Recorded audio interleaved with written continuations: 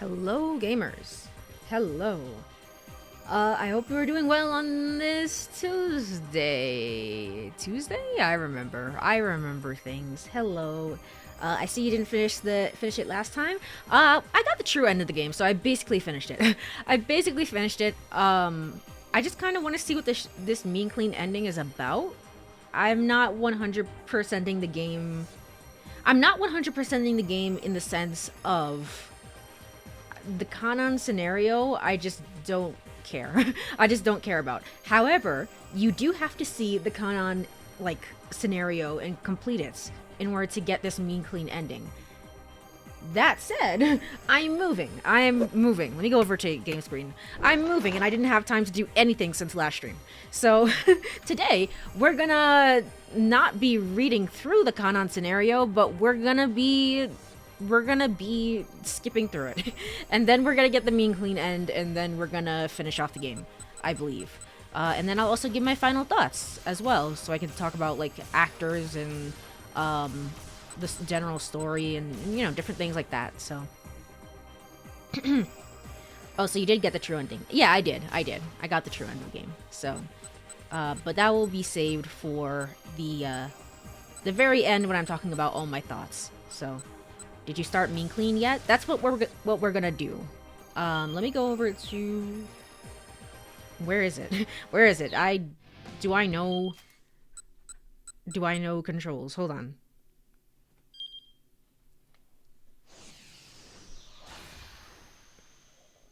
Okay, we need to load the game. We need to go here. Wait, no, it's gonna start here. Ah, I forgot about that. Okay, hold on. We'll start here. It doesn't really matter. We'll start here.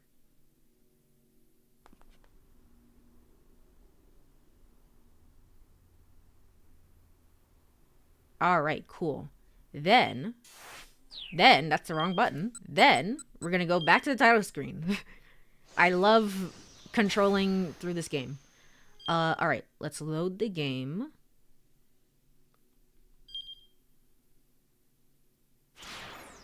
There we go. All right, cool. Now we press R1 bonus. And we're gonna go back to Canaan. And can I skip through any of this? No. This is where it starts. Okay. One last thing. Hold on. I forgot how to do autoplay. Hold on. Controls. Autoplay on, off. Okay. Autoplay off, close summary. Read, hold for speed up, confirm, autoplay, pause, resume. Okay. Voice on, voice off. Oh, for this scenario. for Kanaan's story scenario. I was like, what are you talking about? The game had voices this whole time? No, just for this scenario. Yes, it does have voice acting. Okay. If I do that again, is this how I get through this? Okay, cool. All right. We're gonna have this on in the background. We're gonna have this on in the background while I give my final thoughts of the game. Because this is the only way I know how to do it. I don't know if I'm gonna read through all of this. This is a long scenario. Like, it's a lot. It's a lot. But you do need to complete it in order to get the game's mean clean ending. So we're just gonna skip through a lot of this. This scenario is not short. It is not short. I think out of, like I was saying, I saw a YouTube video, and the YouTube video itself was like 3 hours. And this is not somebody reading through it, at the very least. It was not somebody reading through it, essentially, and they had a 3-hour video, and we had gotten relatively around the first hour, I want to say. So it is not a short scenario in the slightest. They are really gunning for you to sort of watch that Canaan anime, which I find very, very interesting. Lurk and work, no worries. No worries. Thank you, Chu. I hope you enjoy your stay. right now we're just kind of we have this on in the background while I say my final thoughts of the game. So the main story is done. The true end is done. Everything is mostly done except for the mean clean, which we're gonna see at the very end. I don't know if this is supposed to be serious. I assume not. From what I have seen of it, the little screenshots I have seen of it, I assume it's not a serious end, so I can leave that out of my my final thoughts. So, yes, the game is done. I really enjoyed my time with this game. I really enjoyed my time with it. I did really like it. There are some things towards the end, obviously, that I've made clear that it's like, oh, I'm not really a huge fan of this. Mostly getting all the bad ends. You have to get, so it seems like I misunderstood. You have to get 50 bad ends in order to get the Suzune story. Which is still far too many. Still far too many. Why does it have to unlock at 50 out of 85 endings? And then you have to get all 85 endings in order to get the main clean ending, and is not my favorite. It's not my favorite. All I can say is that I like mean clean. Yeah, I'm looking forward to this ending. So, wow, look at all this stuff that's happening on screen that I very much am so interested in. I probably will hold on.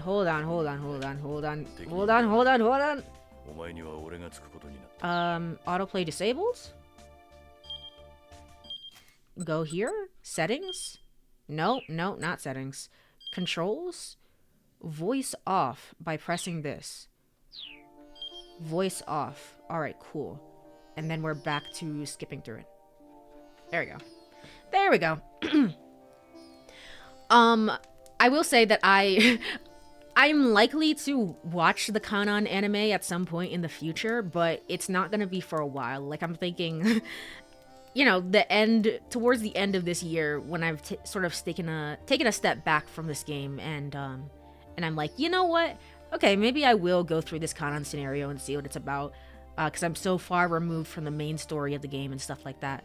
However, and I talked about this a little bit previously, like, I think my biggest issue is that I'm sure this story is good. I'm sure, like, these characters are good.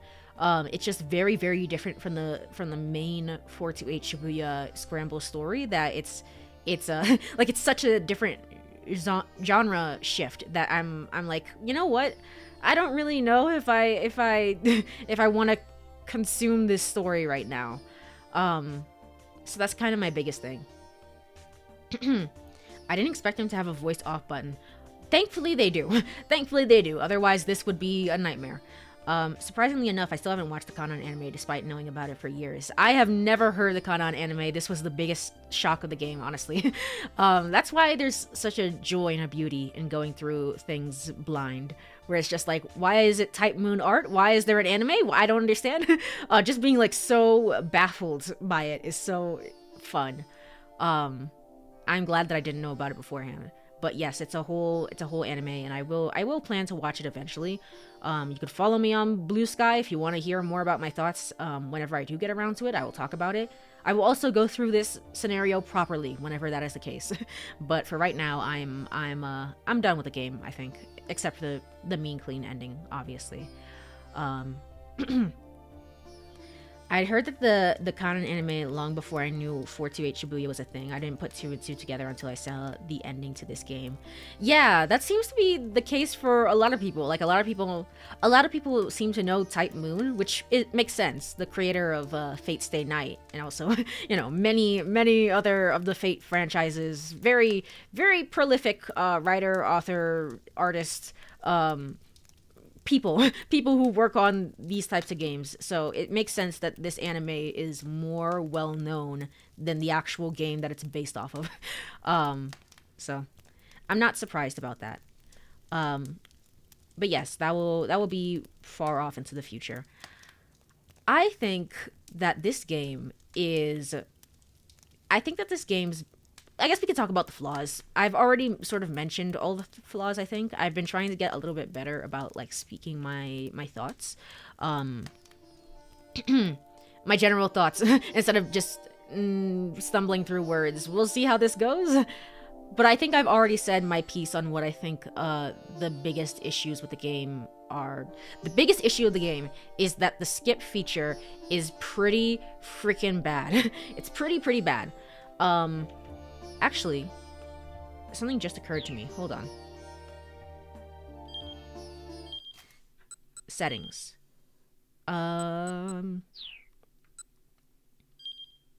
No.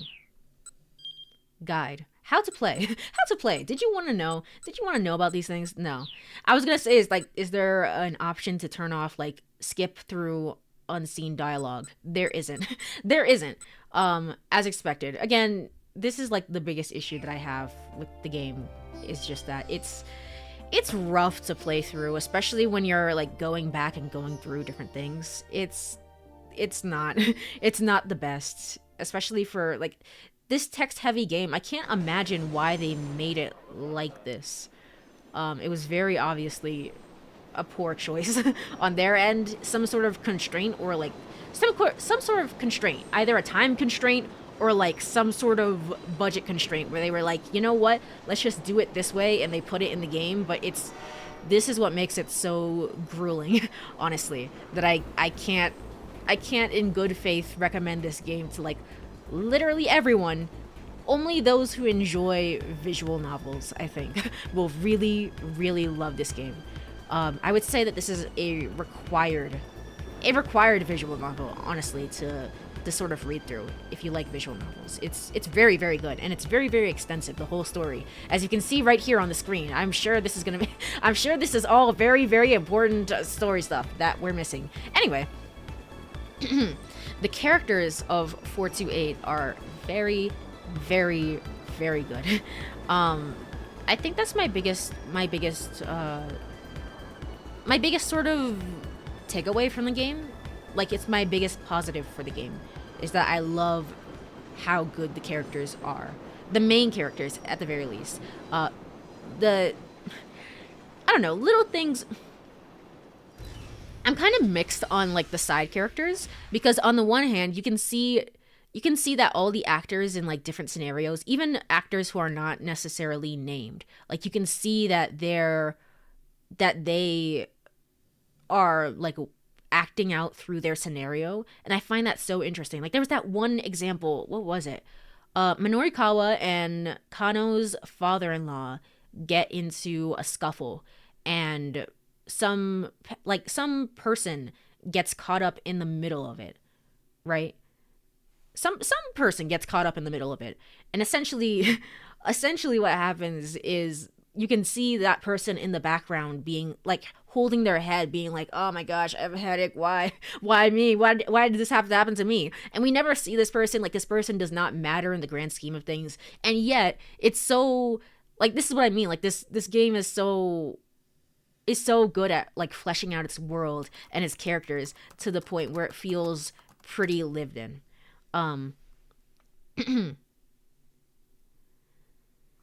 I'm sure it's interesting, but I ain't got the time for it. Basically, I'm sure all of this is super duper, super cool. Look at Canaan, look at her go. I do agree, though, the characters carry most of this game. Not that the main story is bad, but I wouldn't be as invested if the characters weren't so interesting. Yeah, exactly that point.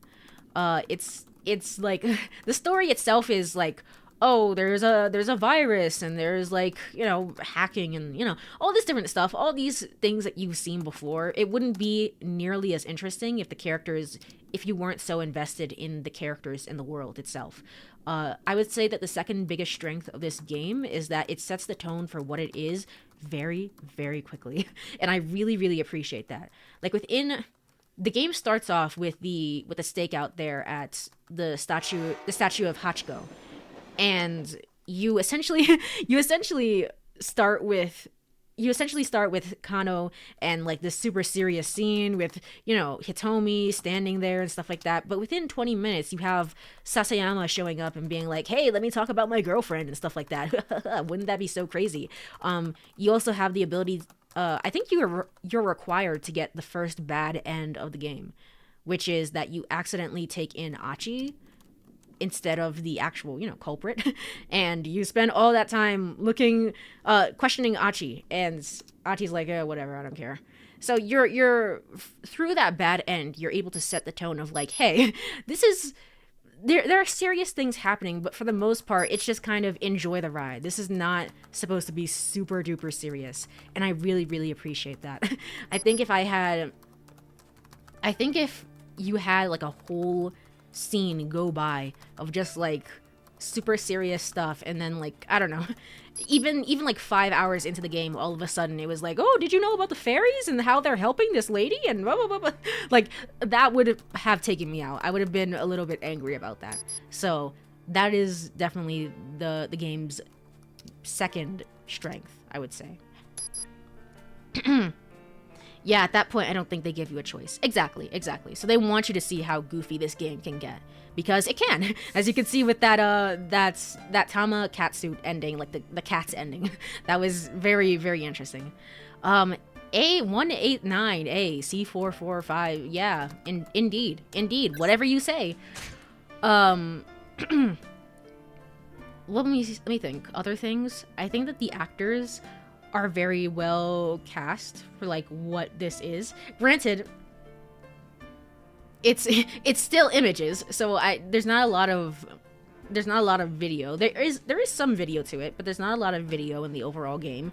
It's still images, but even still, I believe that the still images convey what they need to convey, all in the framing of the shots and the people who they cast as all these characters. Like, I think I could pretty much see most of them, the vast majority of them, as their characters. Yeah, I would say so. So, I would say that all worked out pretty well. Which makes me wonder, the Canaan anime looks way more serious than the game does, so I wonder how much of the atmosphere will shift. From what I can tell right now, there is so much, and from what I read through last stream, there is so much of an atmosphere shift that it's just like, it's pretty jarring. And also the whole main story of 428 Shibuya has like this, it has a lot of time. It has 40 hours of dialogue essentially to flesh out all its character and its worlds, and so it takes its time, and it's pretty good about its pacing. This story is very much like, hey, we want you to watch the anime, which is fair, it's valid, but like, it's moving at a mile a minute, and like with so much like explanation of different things that it's kind of bogged down. It's kind of bogged down by its pacing. Again, I'm sure it's a great story. It's just I can't be bothered with it right now, I think, is how I feel about it. But then pretty much every scene in the game that Canaan appeared in was very serious already, so the anime is probably an extension from that. Yeah, definitely. Well, I wouldn't say that every scene that Canaan appeared in was super duper serious per se, but it was relatively more serious than, friggin' fairies helping like this lady learn how to cook, So in that sense, yeah, definitely. That shift is one reason I never connected this game to the anime until the very end. Yeah, definitely. You would have to be in the know-how to sort of realize like, oh, wait, hey, I didn't realize. Especially because this game has real life actors and this is just an anime. I find that so hilarious. I find it so hilarious. It's definitely a choice.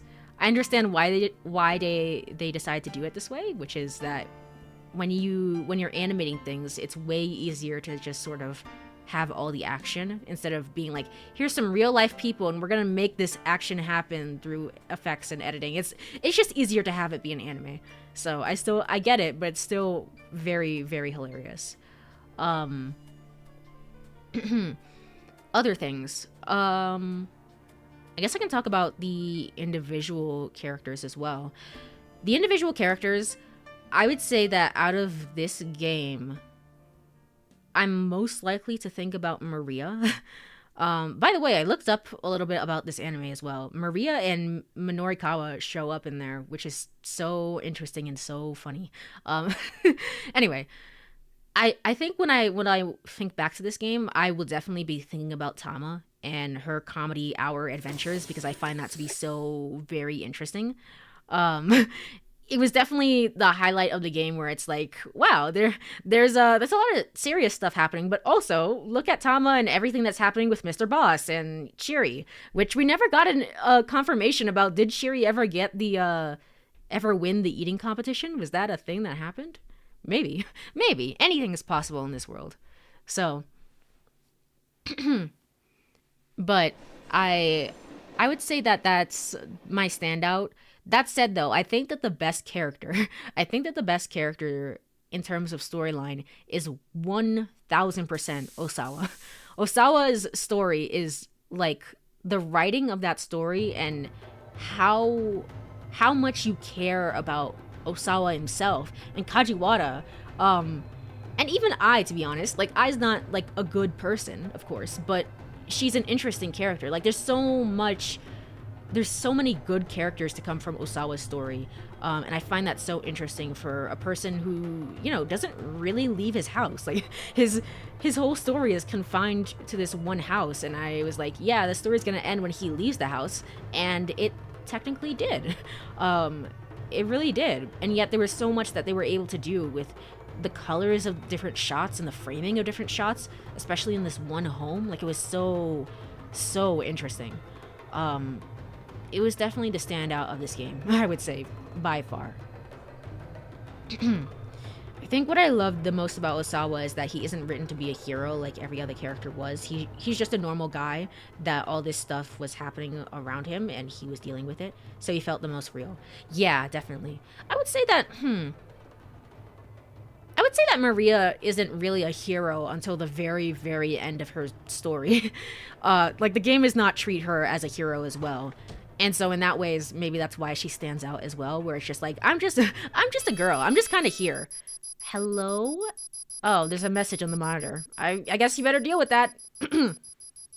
But yes, very much, Osawa is just a guy. He's just a dude. He is not Achi. He is not Kano. And even Minorikawa is, like, controversial, but Minorikawa is definitely treated as, like, hey, he's gonna be important. He's a hero in his own way. So I definitely agree with that sentiment. Well, as Tama, she wasn't a hero per se, but she did have the anime protag sort of vibes to her. I guess I could see that. Yeah, protagonist vibes. Definitely Osawa is just a guy. Kajiwara is amazing. Amazing for a support character to Osawa's story. There's just something very, very heartfelt about all of it that I really, really love. So I would say that's the standout one. I did very much enjoy Achi's story, the sort of goofball nature of it, but also being like, hey, I'm a man who sort of sticks to my ideals, and this is how I live my life, and this is what's gonna happen, and like, I do very much like those sorts of characters. I think that it's very, very interesting. As for Kano, Kano is definitely out of all 5 of the protagonists, Kano is the main character for sure. But he also has like varied range, I guess is a way of putting it. That is to say that he has very serious bad ends, and very serious scenes in the main story, but he also has like a bunch of goofy scenes as well, where it's just like, huh, what am I supposed to be doing? He is definitely the embodiment of what 428 Shibuya Scramble is. So I very much appreciate that. I think in the end, given how the normal end and the true end of the game sort of wraps up, I'd surprisingly not say that he's my favorite character. He's just kind of around. Even though I started the story kind of liking him so much, even though I was giving him a lot of shit, you know, I would very much say like, hey, he was my favorite character. By the end, though, I'd say he's just kind of there, and good on him. He's definitely a very solid character, a well-written character, but I definitely prefer the other 3 more. And then finally, last on the list would be, of course, Minorikawa. Minorikawa is, he's definitely a person. He's definitely a guy. I think through going through the bad ends, I have seen how instrumental he is in the story, in the sense of, I talked about this before, but if you go through and Minorikawa makes one choice and that leads to everybody else's bad end around him, which is so interesting and so funny. But in terms of Minorikawa's character, he's not likable per se. He's definitely a weird one. I don't know how I would classify him. He's definitely instrumental to the story, and by the end of it, I could say that I was invested in his character and his whole arc. But I wouldn't say that I like him per se. So that's kind of how I feel about that. I guess the other side characters, which would be Tatano and Jack Stanley. Jack Stanley was cool. Jack Stanley was super duper cool. Good for him. I don't know if I have a lot to say about Jack Stanley other than I feel like I think he accomplished what he needed to do. So I'm happy with how things are for that. Tatano is the real standout, obviously, of the game. There's a lot of things that sort of hinge on him and his backstory. I wouldn't say that I think it's like the craziest story or like, wow, I love this so much, but he is his motivations as a protagonist, as an antagonist first rather, and then as a protagonist are very much clear and apparent, and I appreciate the game for sort of fleshing that out throughout multiple different time blocks and stuff like that. It very much feels like, yeah, we know who this character is, so I appreciate that. Minorikawa is cool in that out of all the playable characters, he was the most far removed from the main cast, and yet his choices still had such a massive impact. I love the indirect inclusion he has. Yeah, definitely. It's very interesting, like how much can be affected by one guy who doesn't really know a whole lot about the story. Like, he knows Osawa, otherwise he knows about Hitomi and Maria, but otherwise he's just kind of like there and around, which I find so interesting. But yeah, I would say I wouldn't really rank Tatano and Jack Stanley as protagonists because they're not. They're kind of there at the very end, when things are sort of branching off. So I wouldn't say that they're protagonists. I would just have the main five. I would have it ranked probably as Osawa, then Hitomi, then Achi, then Kano, then Minorikawa.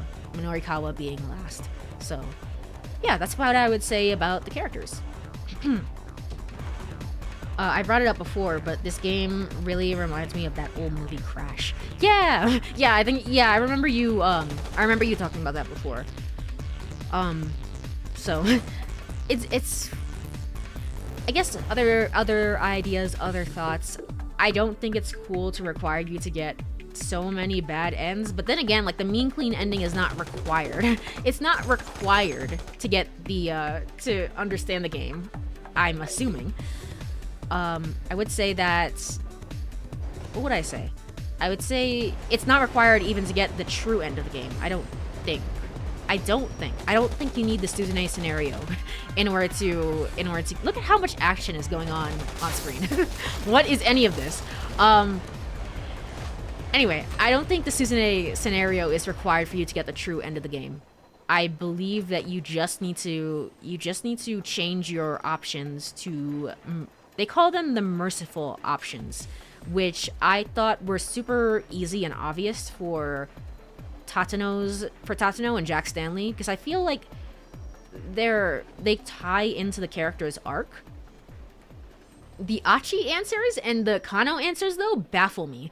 Those are so, like, how would I possibly know about this? Protecting Hitomi, that's what Achi has been doing this whole entire time. Why did we need to say, oh, I need to throw away my anger and stuff like that? And it's like, well, what does it matter? What does it matter? I feel like the correct answer there should be protecting Hitomi is the most important thing that I do right now. I don't understand why that was a correct choice. Granted, to the game's credit, all of these mercy options to get the true end of the game are C options, and they all sort of indirectly tie into Maria and her whole thing of being like, you know what, I have to choose mercy as well. But I mean, look at how hard Canaan is fighting right now. You know, where it's like I don't think it's the craziest thing in the world that you could have shot Alphard just a little bit. I don't know. I'm not sure if I really agree with that sort of thing. However, the most important thing is that in the true end of the game, Osawa does not get shot. So you know what? I'll take it. I'll take it. Streamer was just crazy enough to 100% 100% the game just because I felt like it. Maybe. Cool anime shots, but I don't know what's happening. Yeah, I'm sure it's all very, very important to the anime. Oh, look at that Ua reference. Wow, look at that. Anyway, on the bad end requirement, I have a love-hate opinion on it. I personally like the concept of requiring you to explore all options. But I can fully understand why it wouldn't be not well received by most players. Yeah, yeah. Again, especially because I was like, there are 3 types of bad ends. There are only like a handful, like 2 or 3 that maybe fall outside of this category, which is like, and then they all died ends. And then there's the goofy ends. And then there's the ones where it's like, hey, this is super cool now that I've played through most of the game. There are only a handful of those third ones, and that's such a shame. That's such a shame. It's like I really want to be rewarded as like, hey, here's some interesting piece of information that you didn't know. I don't know, that you wouldn't know on the normal end or something like that. I don't know. It's not my favorite. It's definitely not my favorite. Again, you're not required to get any of the bad ends, I don't think, for the true end of the game. It's just choosing those options, but I think those options are so strange. I think those options are so strange, and I don't necessarily agree with them. That said, though, the Suzune one, you do have to get 50 out of 85, is what I'm seeing online at the very least. And I think that that's a travesty. A travesty, even. A travesty. I think that's a travesty. Because the Suzune part, and it's partially recency bias, but the Suzune story is, like, straight up my favorite part of the entire game. I think. Also, like, it's so well-paced for what type of story it is. Unlike this story where it's, like, a bunch of historical background and text and like a bunch of things you need to understand, so it's so dense with plot that it's like I don't know if I really feel like this right now, versus like the simple story of Suzune being in the hospital and meeting a boy, and like that whole different thing. It's like it's so well paced for what it is. It's like so heartfelt. It knows exactly what it is. I really enjoy that part of the story. I remember when I started it, I was like, why choose Suzune over any of the other characters? Like, I was so confused by that. And I still very much argue that the wife could have had like some sort of side story to her. I don't know. I still very much argue that. That said, though, I got to the end of it and I was like, you know what? I'm really enjoying this story. So I don't care. I don't care. The Suzune story was by far one of the greatest things about this game. So I would play the Suzune story if it was a standalone thing. It was so well written. Yeah, exactly. I assume if the Suzune thing, for example, was an anime, it would play out a lot like Angel Beats, which is that the pacing of Angel Beats is all over the place. So, I mean, I appreciate it for what it is. But yeah, very much. The Suzune story is also related deeply to the characters.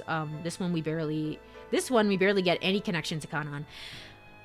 Yeah, we do get some connections to Canaan in the sense of like Maria cares about her, therefore I care about her a little bit, but I don't care about all this. This is a lot. I don't know about all this. They play very similar roles, but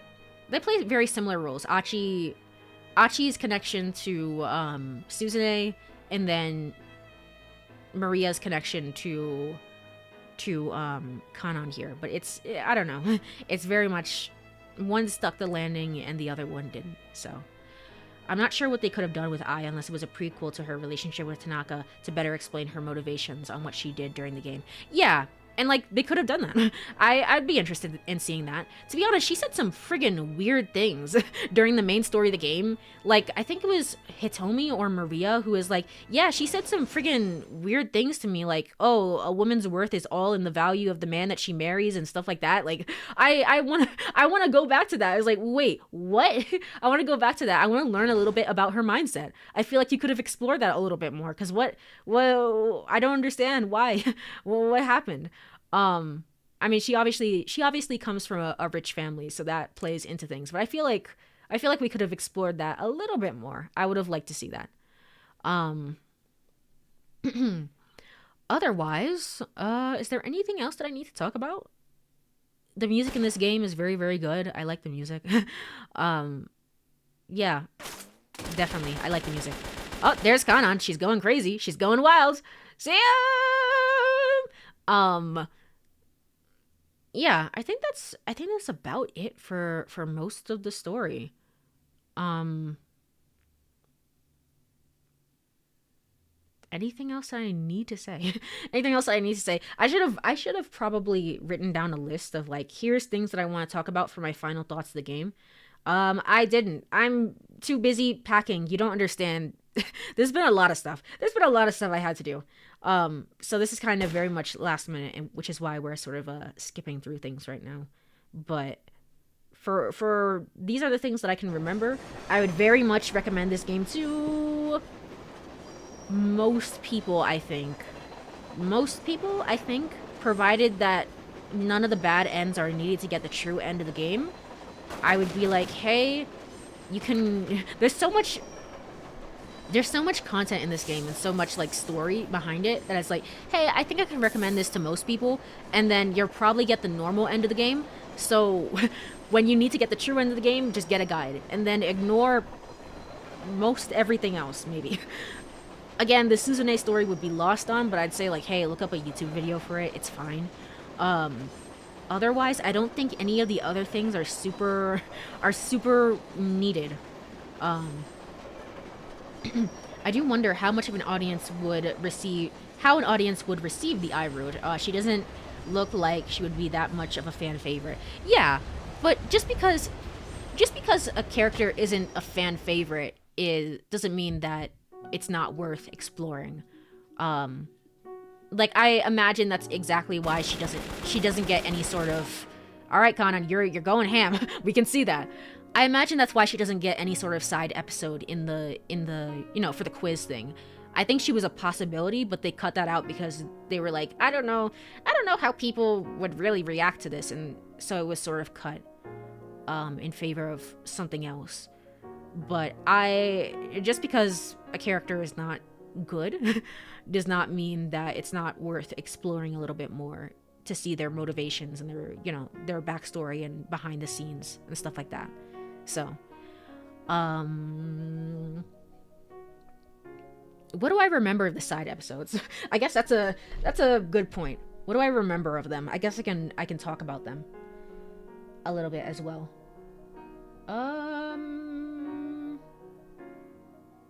I have to pull up a guide to remember everybody's stories. Guide 428 Shibuya Scramble. Side episode.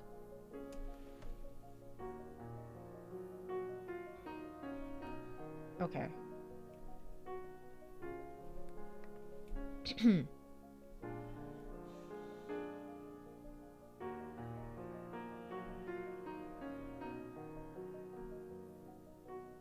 Isn't telling me what the side episodes are. No, I need to know who are the people who had them. Oh, there we go. There we go. Okay, cool. There we go. Okay. Yeah, but I mean more. But I more mean the general audience might not want to watch an I end if they didn't like her character, because they would feel like it's a waste. Like, I know it's not the exact same reason, but take how you are skipping through the Canaan route. Yeah, definitely. I understand. I understand what you mean, but I. If I had to choose one or the other, for example, I would very much prefer an I story to sort of flesh her out versus a Canaan story. I might be in the minority about that. I don't know. But even if I am, that's that's just how I feel about it. So, let's see. Right. So the Sagawa and Ozu storyline, when I was reading through it, I was like, this is kind of whatever. In retrospect, though, I actually kind of like it. It was the most grounded of a lot of the stories, and I very much prefer it. The Maki one, which is the one with the fairies, um, I it's okay. It's whatever. I feel like the side episodes. I'm not sure why I feel this way because I was just praising the game for like, oh, you this game sets the tone for itself very, very well. Um Obviously we would have some goofy side episodes, but I feel like I would have preferred that the side episodes be a little bit more serious, to be quite honest. The Maki one is fine for like the tone of the game. It's not my preference, but it's all right. It's okay. The boss one felt like kind of a waste. It was just kind of more of his same shenanigans. We didn't really learn a whole lot about him. Which is, I mean, in some ways, I don't know if we need to learn more about boss. Some characters can just sort of be a mystery. So, I mean, it's fine. It's not my favorite. The Kinder Partners one was such a waste. I was not thinking about the Kinder Partners. I don't care. I don't care. Not me personally. Miku Morita. That one was pretty alright. It showed a little bit more about like why she likes fighting and stuff like that. Not anything new to her character per se, but it did flesh out more about her and like her background in fighting and stuff like that. So it's fine. It's fine. Kiryu and Susumu. Yeah, this one. I feel like we saw most of their scuffles in the main story. I don't know why we needed a side episode for this one. It was kind of whatever. We saw more of what we've seen in the main story. It was not that interesting. I guess we got to see more of Susumu being a leader, protecting that one kid, but it's fine. It's fine. It's okay. Like, we know Susumu is a good person. Oarai is very much whatever. It's whatever, but it's within tone for the game. It's kind of like the Maki one, so I'm not super hung up about it.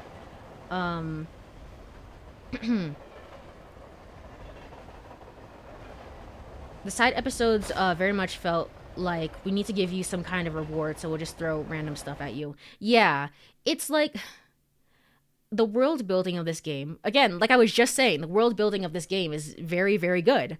And yet, despite that, they were like, "Hey, here's some more information about these side characters," and I was like, you know what? I'm not really sure this added anything to these side characters. So you know what? I would leave some of this, to be honest. There's no actual purpose to any of them. Yeah. The Chiriko one was actually legitimately funny. It was legitimately funny. You know what? Fine. There's a plot reason, and like Okoshi Pharmaceutical is looking into it of all things, and like, I don't know. I like it. I like it. It explains a lot of things. Other than like, instead of just leaving it as a joke of like Lamayo, look at how much she can eat and stuff like that. So, the Kuze one is fine. It's not anything that we needed. It's not my personal preference. I'm sure it's fine to leave in though. Katayama it was all right. It was all right. I enjoyed the quiz about like, let's test your internal timer. That was fun, but otherwise it was just all right. I can't believe Katayama was like the biggest red herring of the game that I fell for, to be honest. I thought for sure he was gonna be evil. He's just a guy. He's just a dude. I can't believe it.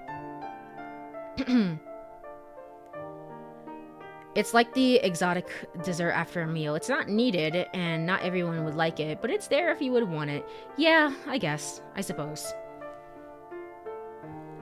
The Makino one is Suguru Makino. Who is this? Is this the guy?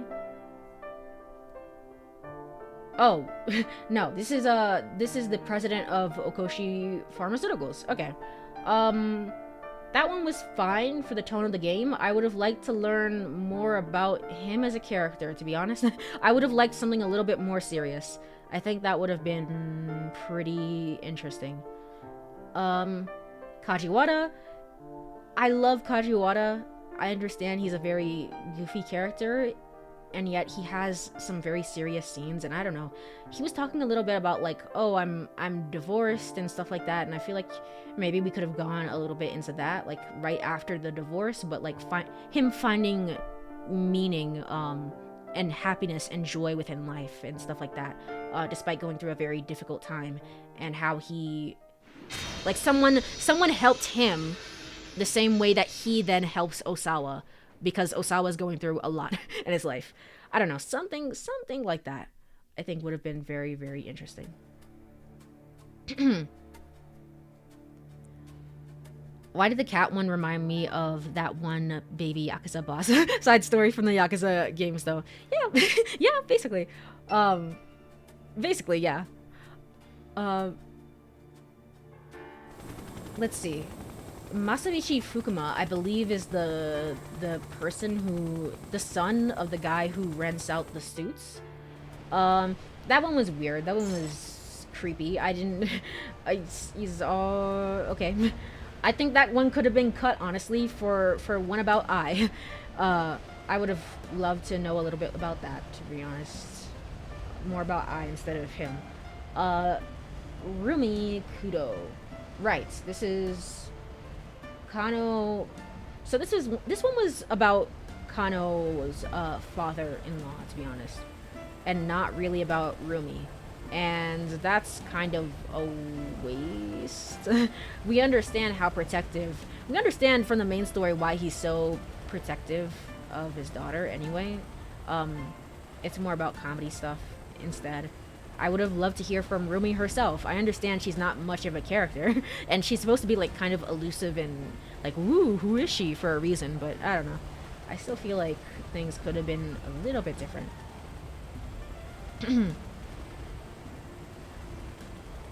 That mascot seller, the mascot seller's son side story is only really has merit if you have seen the cat's bad end.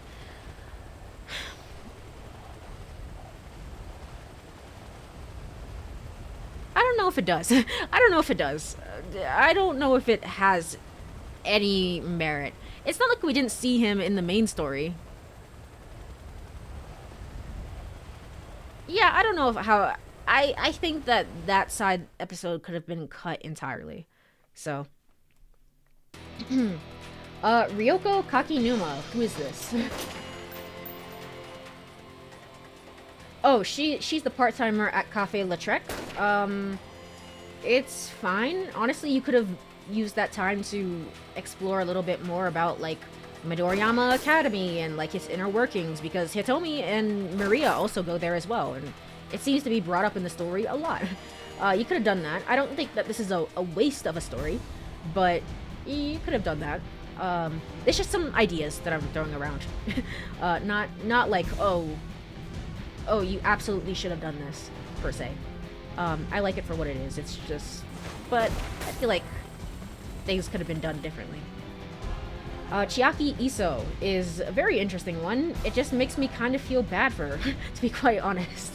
But I like spending more time with Chiaki, to be honest. I feel like we didn't get to do enough of that in the main story. So. Because, like, without that bad end, you don't really care about him at all. It doesn't make the side story good, but without it, it makes that side story worse. I don't know if I care about him after the bad end. No, I don't know if I think we saw enough of him in the main story. Yeah. I guess to each their own, you know? It's not like, oh, this is the end all be all. It's just me kind of saying my opinions on stuff, but it's... I very much think that could have been cut and replaced with an I one. I would have taken an I story over that one. So. Tase Yasuda. Who are these people, man? Oh, the illegal knickknacks person. That one was funny. It was funny, and it was also pretty grounded. So, you know what? I enjoy that one. That one's fine, yeah. Hana Toyama. Oh yeah, the Toyama one. The whole Teruo Toyama one and Hana Toyama one is pretty cute. I think that it's I think that it's very much needed. Oh wow, look at how much stuff is happening on the screen. That's so crazy. I think that one is very sweet and very nice, especially because like Toyama can die in a lot of the bad ends, and like Hana can get caught up in like a lot of the bad ends as well. So it's just nice to see like father and daughter just spending some time together. It's very nice. There's one for Taku Okada.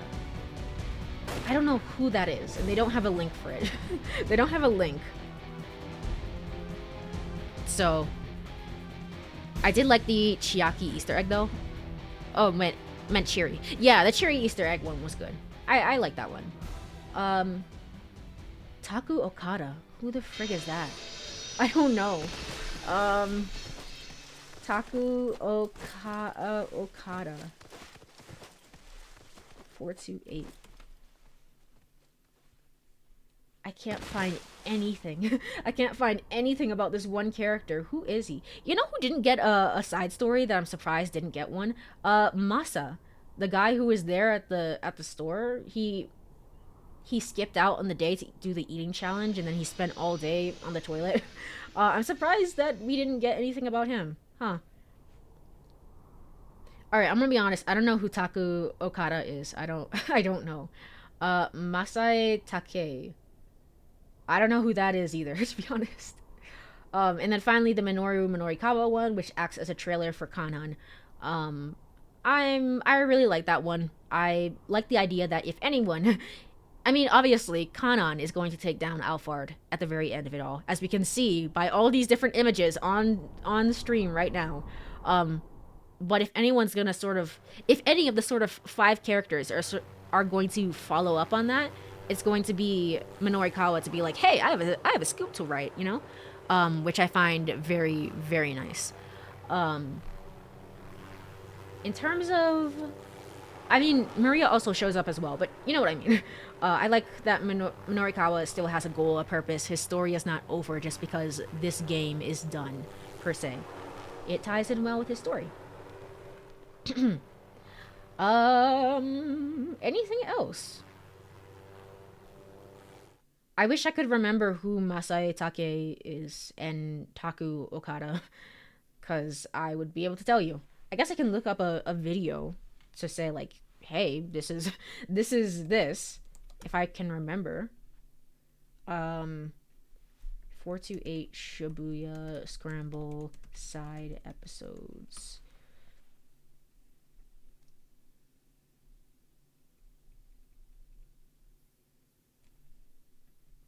All right, here seems to be some sort of thing. Chiriko. We talked about Kuze, Katayama, Makino. Right.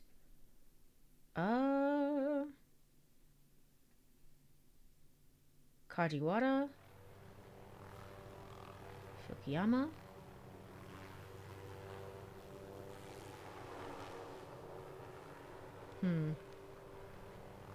I don't see it.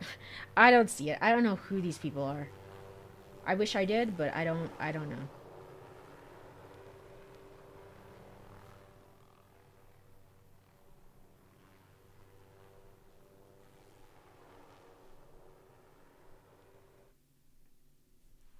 Yeah.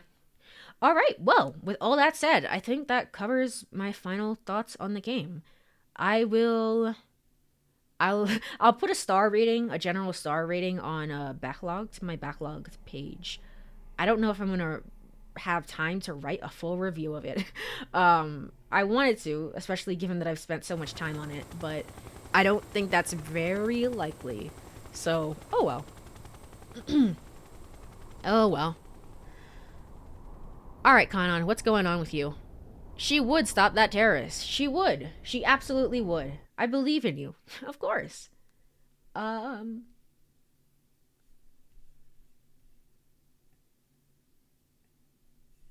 is this the end of it? That's not the end of it? Ladies and gentlemen, we are about to begin your descent. Okay, okay. This is actually what I was so confused about. Like we saw Canaan on an airplane, and all of that was a flashback. All of that was essentially a flashback to be like, hey, here's what Canaan did a little while ago. As okay, why I don't understand. I don't understand, but yes, I'm sure it all makes sense in the general plot of the Canaan anime, but I was so confused about that when I was playing through it. So this is basically an entire anime episode. It basically is. There it is. It's 428. It's 428. Amazing. She dialed Maria's number. There we go. So there's a jump there. I assume that jump is going to be relevant. Relevant. Maria. Okay. Maria, is that really you? She didn't actually need to ask. Aw. Maria, can I ask you something? Why am I anime and you're not? Aw. These two are very cute. They are very cute. Jack Stanley mentioned, I can't believe it. I can't believe it. Everybody's here.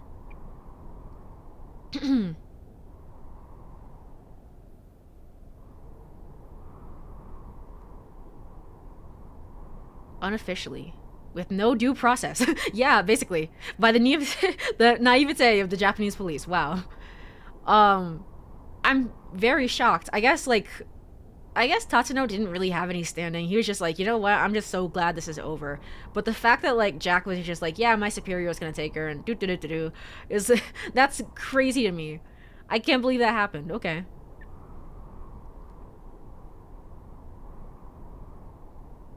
Going around pretending that she's me. I mean, it worked. It worked for a whole 40-hour story. So yeah, yeah, basically.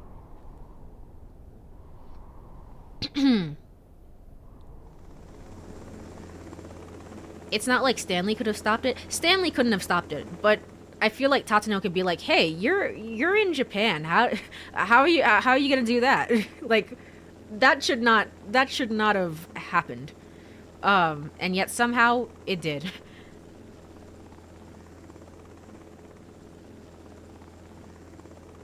She decided to ignore this mumbling. Her first impulse was to kick this dolt.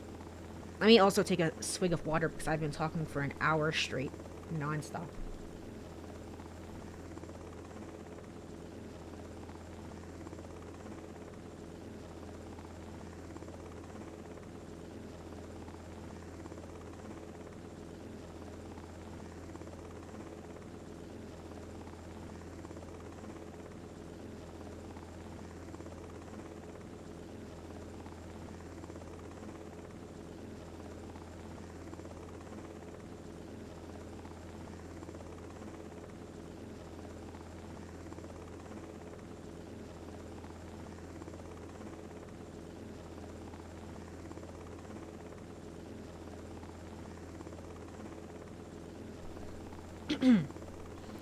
Not even Tatsuno could have stopped it, or Kuze. It would have been much higher up.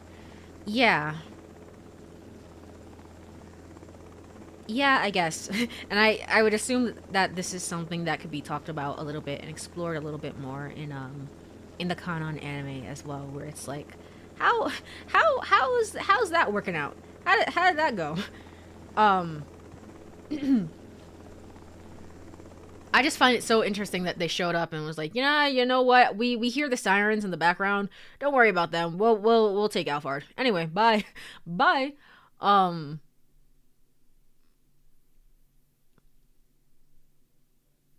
Aw.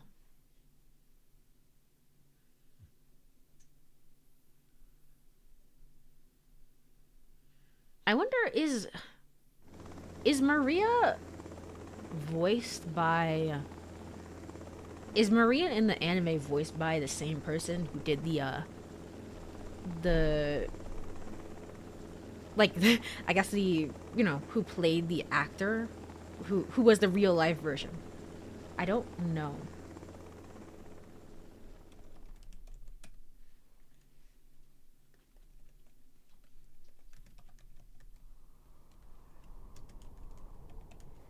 Four to eight Shibuya Scramble cast.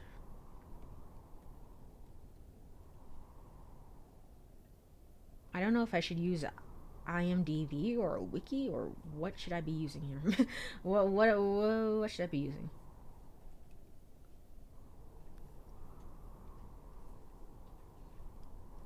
It's possible, but I somehow doubt it. Yeah. I was so shocked that Akio Otsuka voiced to somebody in here that I was like, oh, okay. Well, you know what? I somehow doubt it. I feel like they're gonna be like voice actors. Oh, there we go. Miyuki Sawashiro, Maya Sakamoto, Akio Otsuka is just in the game. Okay. Maria is voiced by Narumi Kono. Possible? Daisuke Endo, yeah. Huh. Possibly. Credits! It's not the name of Maria in the... That's not the name of Maria in the anime. In the anime, it's Yoshino Nanjo. Oh, okay. Okay, well, never mind then. Never mind. All type Moonstaff. I just happen to be working on this. That's crazy to me. Alright.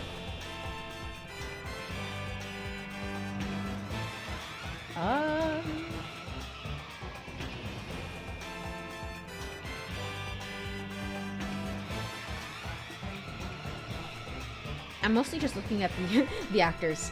So Kano, yeah, Kano, the person who plays Kano, is definitely an actor. I'm trying to figure out everybody else. I assume they're all actors. That's what I would assume. But I'm just trying to make sure. Maria Osawa.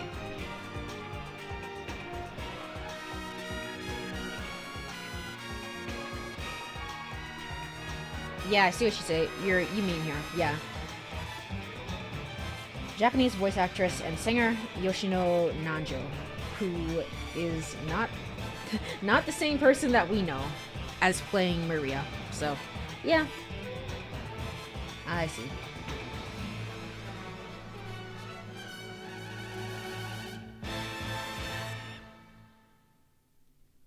The end.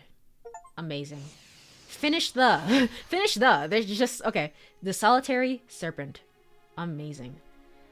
With all that being said, I think we're all set to get the,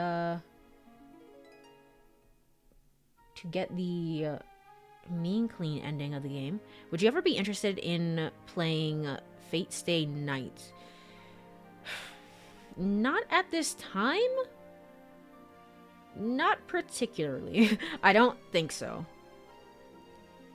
But never say never. I still don't want to be like spoiled on it per se. But I don't think at this time I'm very interested in playing it.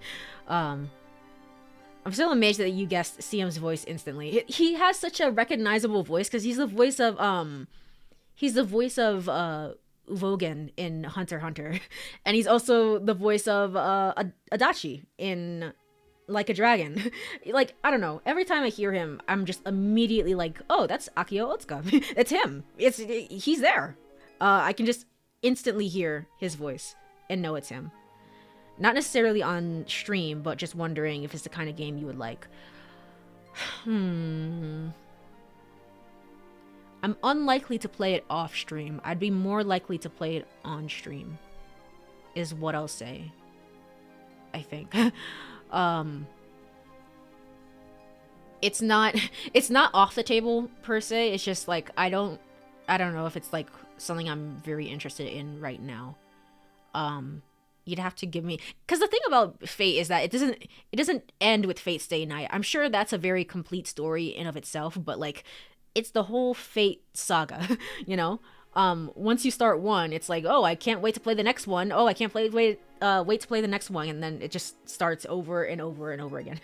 Um, so I don't know. I'm not sure. Definitely not this year. That's not a plan for this year, but possibly in the future. Hmm.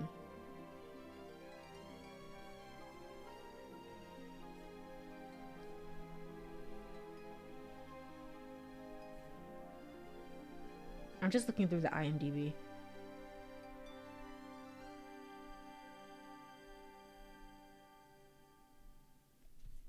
Oh, look at that. Look at that. Can't believe it. Yeah, so most of these people are actors, I believe. I think the game is self-contained. All the other games are like spin-offs of the same universe that have no connection to the original game. Yeah, yeah. And yet, and yet, there's so many spin-off games that I can't imagine that it will. I don't know. I feel like he would finish Fate Stay Night, and then you'd be like, "Oh, I really want to see Fate Zero. Oh, I really want to see this and that and the other." So, I'm not sure.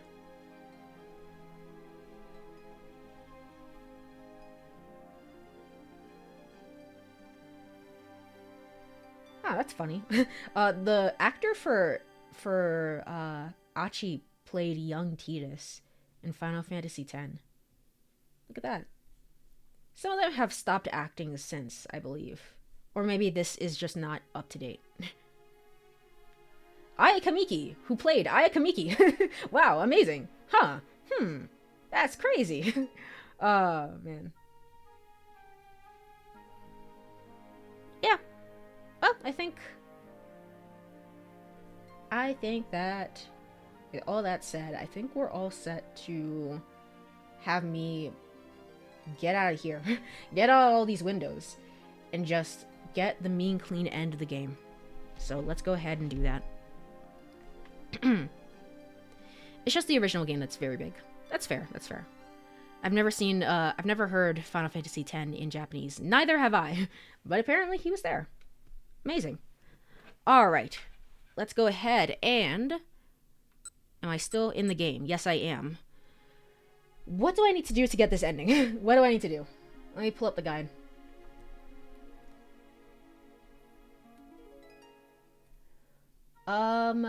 Okay. After go you must go to each of the following scenes and access the episodes via tips.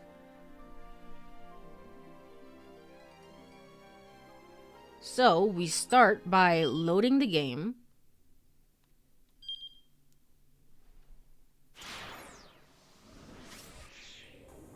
Okay, then we're gonna go back to the main story. We're gonna go to Achi, then we're gonna go to the time chart, and we're looking for 15:30. Okay.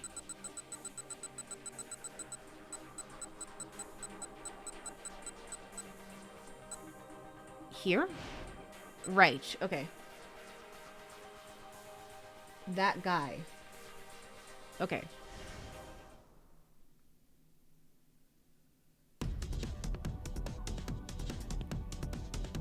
An all-out run. The new tip is shirt. Neither spoke. Okay. They hooked the station. Okay. Aha! There we go.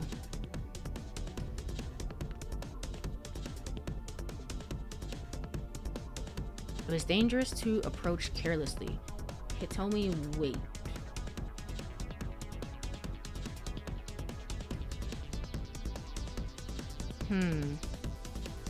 Started to run after her? Circle the other minivan's side. Just a moment. And then... Kaboom! Ah, man.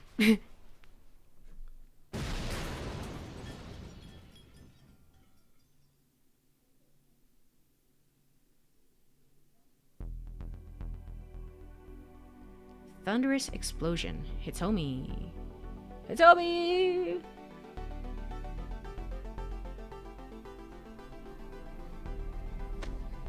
When is this jump supposed to be? Are you okay? Are you hurt? Didn't appear to understand.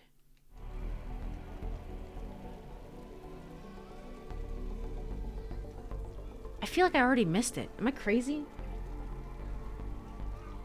That guy. Oh, shirt at the scene of Canaan. Okay. I might not have missed it then. Hitomi, is she alright? Canaan stirred. Okay. Canaan. Canaan, did you save her? Is she alright? Yeah, what about her sister? Canaan didn't respond. No, it can't be. We never did get a side episode for Tanaka either. I mean, it's fine. But still, get Hitomi out of here, hurry. If those guys show back up. Alright. I don't remember this scene. Am I crazy? Wait, I need to tell you something. Kanaan's paying guests called back to him. Alphard. I wanted you to say Shart. No! Huh? Alphard. That's the name of the mastermind. I'm sure it'll come up again if you keep pursuing this. But if you value your life, don't get involved with Alphard any further. Now go. Okay, and thanks. Wait. Oh, there we go. Here it is. What is it? I've been wondering something. Yeah? About your shirt. What about my shirt? I don't understand. Okay. I'll go back. No, it doesn't matter. Go. Alright, cool. There is another face to the city. When you casually gaze at the sights, amidst all the normal, everyday things, there are stories that nobody has told. Let this tale of one brave fellow fighting in secret now be a secret no longer.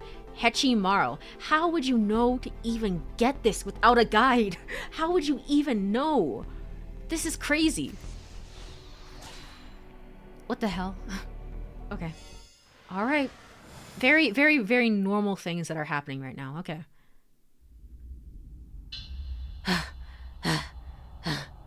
Labored breathing came from a shrub along the road where the minivan had exploded.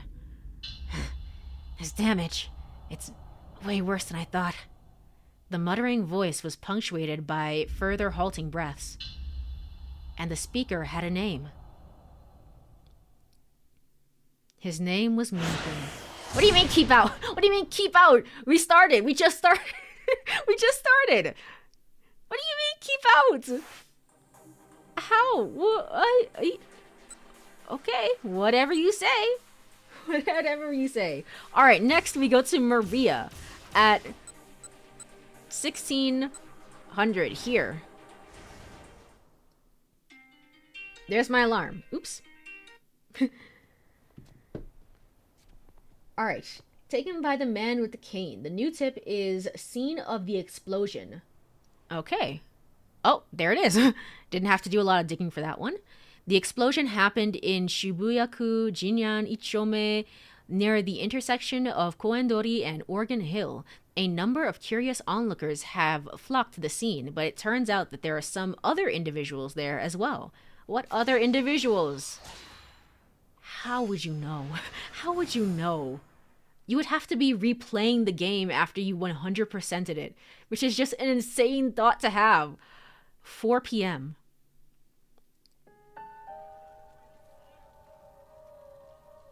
What? Alright. Okay. Whatever you say, game. What the heck? What's going on? Cried Big Joe, gazing up at the rise of plume of black smoke. A crowd of emergency workers and curious onlookers milled about the scene of the explosion, but none noticed the empty can standing by the roadside. Hey, Flaps! Big Joe turned to the dumbstruck juice box sitting beside him. What do you think? Oh, I don't know. I mean, how am I supposed to know? Flaps gave a shrug. Though there is one thing I do know for sure. His expression turned grim. We've lost a lot of our friends. Is this the journey of finding our friends? It wasn't just humans who had been caught up in the explosion. A bag of recyclables near the minivan had also been caught in the blast, and all the trash inside of it had been burned to cinders. Oh no, you mean you literally lost your friend, like your friend died. Okay. Like Flaps and Big Joe, the other trash had been waiting to be brought to the recycling plant to start a new life. So the whole point of the game is to get you to recycle, is what I'm hearing. I mean, you should be recycling. So, you know what? That's fair. That's valid. Damn it. And right when we were all on the cusp of being reborn. Big Joe bit his lip in frustration. Cardbutt, Aluma Mom, old scraps. I won't forget you guys. Tears of coffee streamed from Big Joe's eyes. Big Joe, Flaps mumbled. Take a look at this. The frick is that? There was a small green mass stuck to the surface of the road. What do you think it is? The thing was sticky and it gave off a foul stench. It pulsed rhythmically as if it were alive. I'll tell you what it is, Big Joe said, his mouth twisting up. It's gross. The green mass wriggled and writhed for a while, but eventually went stiff, as if it had stopped breathing. And then it vanished with a slurp. Okay. These are like extra shots that don't have anything to do with anything. They were like, hey, let's take some extra shots and just like save them just in case. Damn it, why me? Why? A rustling came from the shrub near where Big Joe and Flaps were standing. That Achipuck didn't even see me in here. There he is. It's me and Clean. Oh my god. A plastic bottle hopped into view, huffing and cursing. Hey, it's me, Clean. The coffee can and juice box cried out as one. Oh, what the heck is he doing here?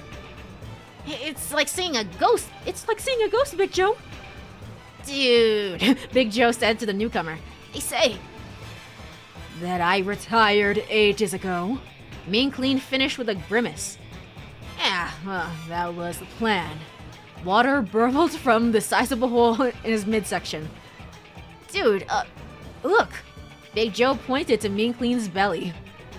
Yeah, so I went from a big gulp to double gulp. Big deal.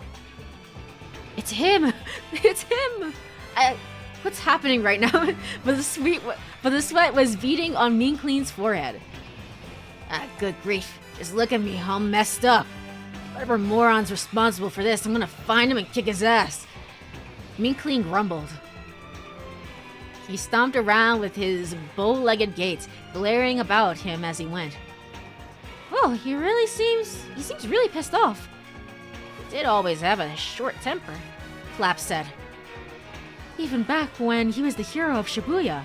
Back when he was the hero of Shibuya? Back when? Once, Mean Clean had indeed been the hero of Shibuya. He's the GOAT. You can tell by the epic music. What the hell is this? Is this cabbage? It had all started about 10 years before. A strange religious group had appeared on the streets, preaching while brandishing vegetables in their hands. They seemed harmless enough at first, until their adherents started going on rampages, violently scattering vegetables all over town.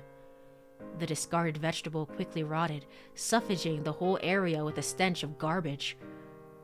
The Great Compost Incident, they called it. The police ramped up their supervision of Shibuya, but because unlawful dumping of garbage was only punishable with a modest fine under Japanese law, there was no way to rein in the believers' environmental terrorism. Day by day, Shibuya descended into filth. That was when a young Mean Clean stepped up. As a potential article of trash himself, he could not stand to see his city sullied so, and he was determined to do whatever was needed to protect his town. Sending up a wild battle cry, he went about accosting the vegetable tossers one by one, picking up their strewn garbage and disposing of it properly. This glorious struggle went on for 80 years. 80 years? 84 years. 84 years, you said? By the time it was done, Mean Clean was tattered and worn, a shadow of his former self. His friends, Big Joe and Flaps included, gathered around him as he prepared to meet his end. Hang in there, Mean Clean, cried Flaps. You can make it. Yeah, you can't die, dude. Their earnest pleas brought a faint smile to Mean Clean's face, and with a weak voice, he whispered his last request. Hey, are you sure about that? Throw me away in a bin for reusable waste. I want to be recycled when I go. Big Joe and his other friends did as he had asked. But the fact was that 90% of plastic bottles were burned without being recycled. Even when they did get recycled, many were made into other products, such as clothing, clear plastic filing folders, or vinyl rope. The odds of Mean Clean coming back as another plastic bottle were immensely low. After collection, Mean Clean was pulverized, processed, and born anew as a t-shirt. He was then passed on from person to person until he met Achi at a second-hand clothing shop. When Achi hit the streets of Shibuya, Mean Clean was saddened and dismayed. He had shown the vegetable cult the light, but still Shibuya was not beautiful. If anything, it was marred by even more trash than in the old days. Look at that! Wow. All these old shots, the very beginning of the game. It turned out that the religious sect was not his only enemy. Many of the people of Shibuya themselves were responsible for dirtying their once fair city. Shibuya was overwhelmed with trash. The city was rotting. But on his own, Mean Clean could do nothing, so that's why you have Achi. Each time he gazed out from Achi's t-shirt, he was awash with frustration at his own impotence.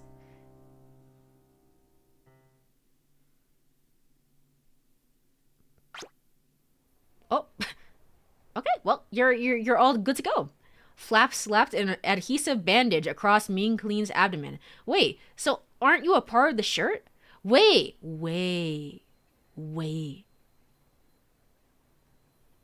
Oh, I think I see what the game is doing. Okay. So after the explosion, after the blast, Mean Clean is no longer on Achi's shirt. It's just the recycle symbol. But before that point, you could see Mean Clean on the shirt. Okay, I see. Wow, okay. That's an insane attention to detail. Why would you even do that? That would have to be planned. Okay. Flap slapped an adhesive bandage across Mean Clean's abdomen. So, how'd you get your old form back? The juice box asked. Mean Clean rubbed at his midsection. It happened during the explosion. Ow! It all connects. I can't believe this. This is an insane level of detail. The detonation had propelled a fragment of the minivan's windshield right toward Achi's chest. Making a split-second decision, Mean Clean slipped free of the t-shirt and took the glass shrapnel in Achi's place. Wow, you saved Achi. Achi escaped injury without knowing what saved him and left the scene, and Mean Clean behind. Funny how Achi of all people did not notice. Achi was just like, whatever, I'm sure it's fine. I'm sure it's fine. It's funny how Hitomi of all people did not notice. Like, hey, isn't your shirt kind of different? Did you have time to change? Whatever, it doesn't matter. However you look at it, this wasn't just an incident. An accident. Someone must have planted a bomb or something. Mean Clean's face showed a mix of pain and anger. Half of his mineral water had spilled out. The water was effectively Mean Clean's blood. Having lost so much of it in one fell swoop, he was practically dead already. It was only the sheer force of will that kept him on his feet. But the person who planted the bomb isn't the issue, Mean Clean continued. The one I'm after is whoever plotted to kill me and Achi. Flaps and Big Joe exchanged glances. Dude, someone's trying to kill you? What do you mean? Asked Flaps. Mean Clean's face grew grimmer even. Wow. There was a second explosion. Someone was after us, no question about it. Neither Big Joe nor Flaps had any idea what Mean Clean was talking about. Had the shock of the explosion messed up their friend's head? But Mean Clean went on, his expression entirely serious. That shard of glass wasn't going after me and Achi, not at first. It was going one way, then its trajectory changed mid-flight and it came right at us. It couldn't have been caused by the initial explosion. So are you saying someone got recycled? Something else exploded, and an instant later, somewhere off to the side. Oh, okay. Big Joe listened intently, his expression vacant. He couldn't make any sense of it all. But that doesn't necessarily mean someone was gunning for you, Flap said. I mean, it could have just been a coincidence? No way, Mean Clean said. Not a chance. Who did it then? Asked Big Joe. And why? That I do not know. Flaps threw up his hands in defeat. Still, Big Joe said. Now that you mention it, I did feel something back then, I'm sure of it. No, someone with murder on his mind. He peered around uneasily.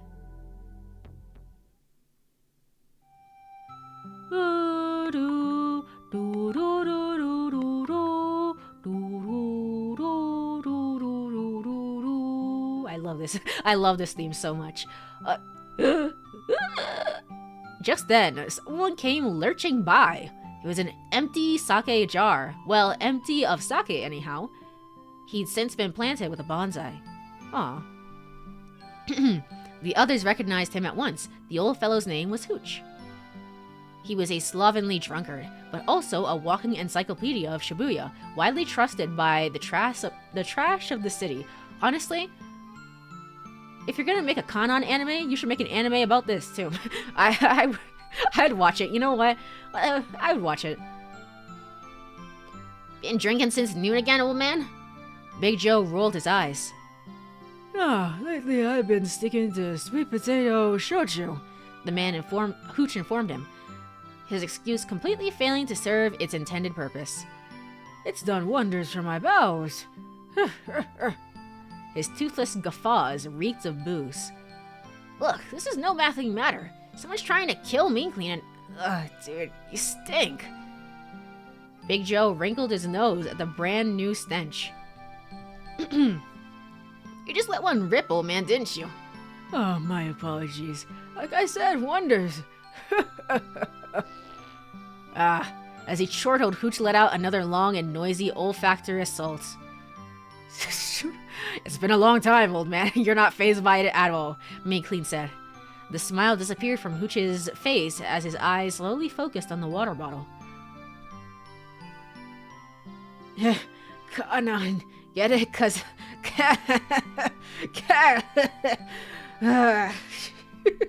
Thank you, Chu.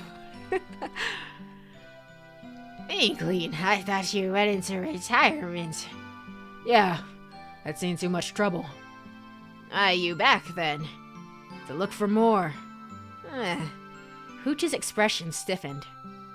There's something you ought to hear, Mean Clean. Listen well. But Hooch didn't get a chance to finish. With a steamy hissing sound, a long slender something came reaching down from above. What the hell? It was a green tentacle. What in the what? The tendril wrapped itself around Hooch's body. Oh man! Before Mean Clean could move in for the rescue, Hooch was lofted into the air. That looks just like that green thing we saw earlier, Flap shouted and pointed. Hooch was receding into the distance. There was nothing Mean Clean and the others could do. You will all die. You'll become trash. You who circle back around, bear the seal. The voice seemed to come out of nowhere, and it vanished just as quickly. Only the scent of the gas Hooch had passed lingered behind. What the heck? What was that? It all happened so fast. Hooch had been snatched away before Mean Clean and the others could even react. You will all die. You will become trash. That's what the mysterious voice had said. Given the murderous vibes Big Joe had felt at the scene of the explosion and the threatening voice, there was only one logical conclusion. There's no doubt about it, Mean Clean said. Someone out there is trying to kill me. No, trying to kill us. He stared fixedly up into the sky. Afraid that they'd be attacked by the green thing again, Mean Clean and his companions decided to relocate. They needed a place with good visibility so they couldn't be taken unawares. Someplace open, with a view in all directions, someplace like the roof of the building.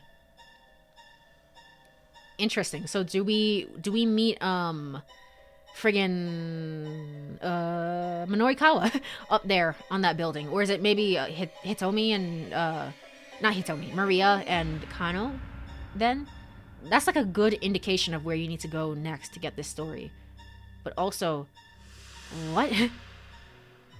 How would you know to get from here to the other place? I don't know. Keep out. Amazing. Amazing. Okay, well, with that being said, Kano. Next up is Kano to 1640. To Nampedai. Alright. The new tip is South Hill. Kano went to South Hill and Nampedai alone. Alright, the building takes its name. When Kano showed up here, Mean Clean and his pals were on the roof as well. That was a new line that was not there before, game. You can't fool me. Amazing. I can't believe I'm getting all this backstory. 15 minutes had passed since Hooch was carried off by the green thing. The trio had relocated to a rooftop, where they continued to discuss their predicament. Detective Tatsuno, what is the meaning of this? Bring me Hitomi Osawa, and I'll let this girl go. Why? What do you need Hitomi for? You know, honestly, if Maria wasn't like there thinking about Canaan and like all this backstory and stuff, she would have seen Mean Clean and his friends and been like, what the hell is that? I could see her, of all people, seeing that. Why? What do you need Hitomi for? This isn't like you. It's so weird. The Detective Tatsuno I know who... Man, Big Joe, said Big Joe. This place sure is noisy. Not far away, two men wearing suits were having a big argument. I'm sorry. Flaps dipped his head in apology. I couldn't find any place else that was safe. Well, never mind, Big Joe said. Let's get back to the discussion. Right, Flaps replied. So, what I don't understand is what that voice said. Don't you think it's strange that it told us we would become trash? Big Joe nodded. That is strange. I mean, we're already trash. Telling us we're going to be trash doesn't make sense. Exactly. I know why someone's after you, though, dude, Big Joe told Mean Clean. Think about it. You're the hero of Shibuya. Bad guys always go for folks who are on the side of justice. But Mean Clean remained silent, lost in thought. You who circle back around, who bear the seal. You who circle back around, who bear the seal. What did that mean? Those phrases had to refer to them somehow. Big Joe, Flaps, Hooch, Mean Clean. What did the four of them have in common? You're all meant to contain something? Please stop this! Hurry up, bring Hitomi to me. Can't you at least tell me what's going on? Go now, or so help me, I'll shoot. The back and forth between the two humans seemed to be approaching some sort of climax. Damn it, those guys are so loud. I was just on the verge of a flash of insight. Mean Clean gritted his teeth as he glared at the men. Do I need to jump here? I assume not.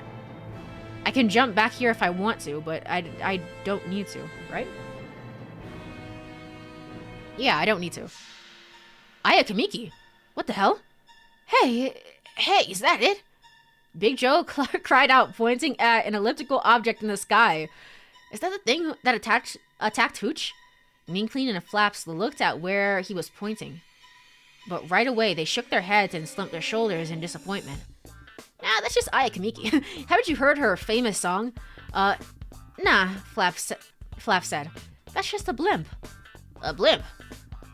A big flying advertisement, basically. Flaps explained proudly. They float through the skies above the city, promoting things. When is the last time you've ever seen a blimp promoting something? I feel like I've never seen one. I've seen a blimp, like a proprietary blimp of like, this is our blimp and it has our logo on it, but I've never seen an advertisement blimp, I don't think. They float through the skies above the city promoting things. Big Joe went red in the face. You're already red. Huh, I knew that. Don't act all superior because you know stuff. I wasn't acting superior. Shut up, you wimp. Wimp? Flaps exclaimed. You know, there are some things that are just not nice to say. Really? I thought they were more common. I've never seen one. I mean, maybe it depends on the type of place you're at, but I don't think they're common anymore, especially. Yeah, I don't think so. I don't think so. What's with you? Acting all high and mighty. You're just paper. Pulp! I'm made of pulp, technically speaking. As the two argued, Ming Clean's mind wandered. You who bear the seal. You who bear the seal. Oh, you all have seals on the back of you, right? Yeah, you do. You're made of paper. You're steel.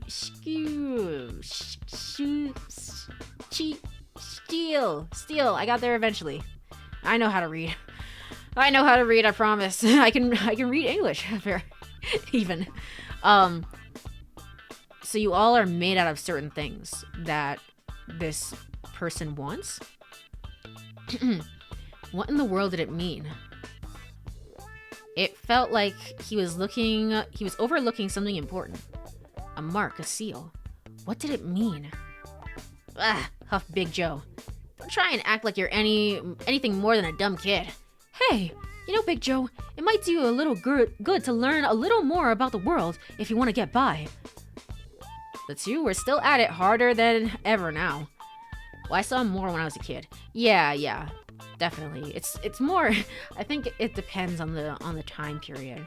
2008. I guess it's not uncommon, but I don't think I've ever seen one.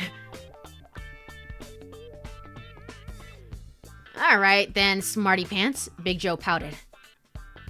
How is that there, a blimp able to fly? Flaps chuckled, a grin spreading across his face. Like I said, I can read English. Give me 1 second, I'm gonna rehydrate.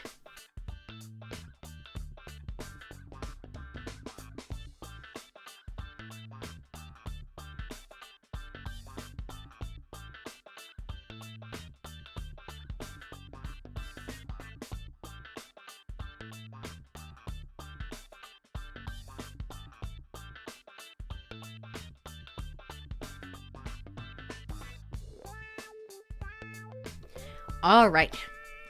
Haha, Flaps chuckled, a grin spreading across his face. Allow me to explain. That blimp is filled with a large volume of gas, specifically a non-flammable gas called helium. A buoyant gas that makes up 0.0005% of Earth's atmosphere, used to provide lift in balloons, blimps, and dirigibles. Hydrogen gas is more buoyant, but helium is far safer because it is not flammable. Some have attributed the 1937 Hindenburg disaster to the fact that American-sourced helium was rejected in favor of the hydrogen gas used in the doomed craft. Is this gonna be relevant? Was that relevant to that one quiz that we got that was like, hey, did you know about balloons and stuff? This is kind of like a follow-up to it. This is kind of crazy, because you have to 100% the game to get this. It's less dense than air, thus causing the blimp to float. I don't got a clue what you're saying. Basically, it's filled with gas that's lighter than air. It's all this gas stuff you're going on about. Are you telling me you don't know what gas is? Flaps blinked in disbelief. Helium? Yeah, these were the other answers, I think, in that quiz. Why do I remember that? Why do I know? Ethylene, a gaseous hydrocarbon composed of two carbon atoms joined by a double bond, used as a raw material for plastic, polyethylene, and the like. Lightweight and colorless, it gives off a sweet smell and is flammable. Propane, a colorless, flammable gas, heavier than air. One of the components in natural gas. It is also one product of the petroleum refining process. It is often mixed with propylene and butane, and it is sold as LP, liquid petroleum gas. Well, today I learned. Those are all gases that exist here on Earth. They can be lighter than air or flammable, and they're used for all kinds of things. Big Joe appeared to be understanding less and less, his face twisted in a grimace. Okay, Flap said with a mock patience. I'll make it easy for you. You know what farts are, right? Well, they're gas too. Methane gas and a colorless, odorless gas used as fuel for consumer and municipal applications. In addition to being found in natural gas deposits underground, it is also a byproduct of metabolic fermentation by methane-producing microorganisms, livestock, and other sources. Widely recognized as a greenhouse gas, contributing to global climate change, methane's increased presence in Earth's atmosphere has been deemed a major problem by researchers. Well, this makes sense that we're learning about this on the recycle route, so... And why didn't you just say that in the first place? Methane is a colorless, transparent gas that's contained within farts, and it happens to be very flammable. So if you were to flick on a lighter close to one of Hooch's farts... Oh yeah! Yeah! Basically. All this talk about gases and chemical reactions makes me want to play Factorio. That's fair. That's valid. Flap stopped abruptly with a sudden gasp of realization. Aha! Yeah, that's it. What's it? What's what? Asked the coffee can. Mean Clean, Big Joe, I figured it out. Where's this coming from all of a sudden? Mean Clean was asked, rather taken aback. He hadn't been listening to the conversation at all. yeah, it's fine. Let's go back to the crime scene. I think I've solved the mystery of the second explosion. How? What? What? Keep out. Alright, so we have to go back to the scene of the crime. That's fair. That's valid. It tells you where to go. I feel like the first one, using the jump from Achi to Maria is very much like, I just hope you know. I just hope you know that this whole story is out here somewhere. That's crazy. That's insane. That's insane. Gas is not masses. Funny how I never realized my typos until someone reads out my comments. It's fair, to be honest. I make so many typos when I write as well. All right, Osawa at 1640. Here?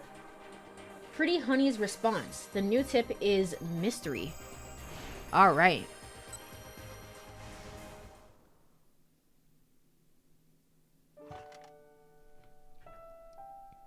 Oh, there's Kajiwara as well. Does it matter what I think it does. One moment. Just let me read this.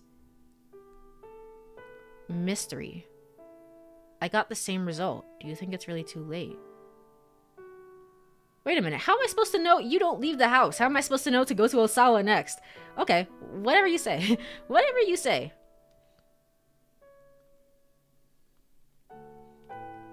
There are little things that don't get clarified. Like, this is definitely Kano's father-in-law. But, we know. But still, the game never clarifies it, which I find interesting. Some things can be left a mystery. You'll know. You'll know.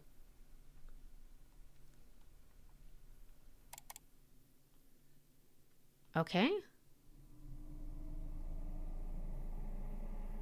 What is this? Okay.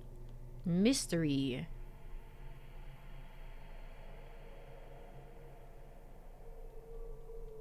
"12 hours after infection."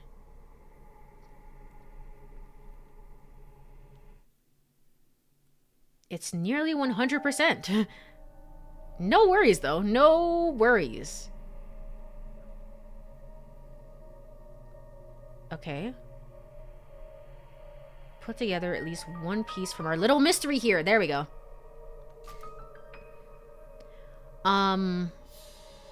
Okay, I remember reading the first part of this, but never mind that. Right now, these guys have headed for the scene of the minivan bombing, trying to solve the mystery of the second explosion.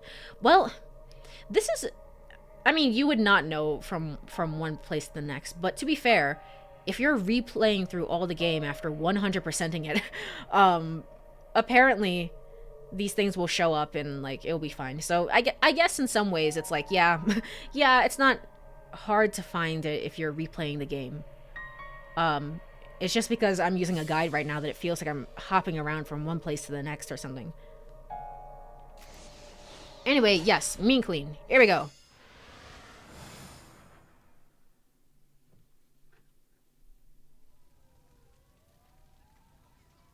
The mystery of the second explosion had been solved. At Flap's suggestion, the three friends had returned to the site of the minivan blast.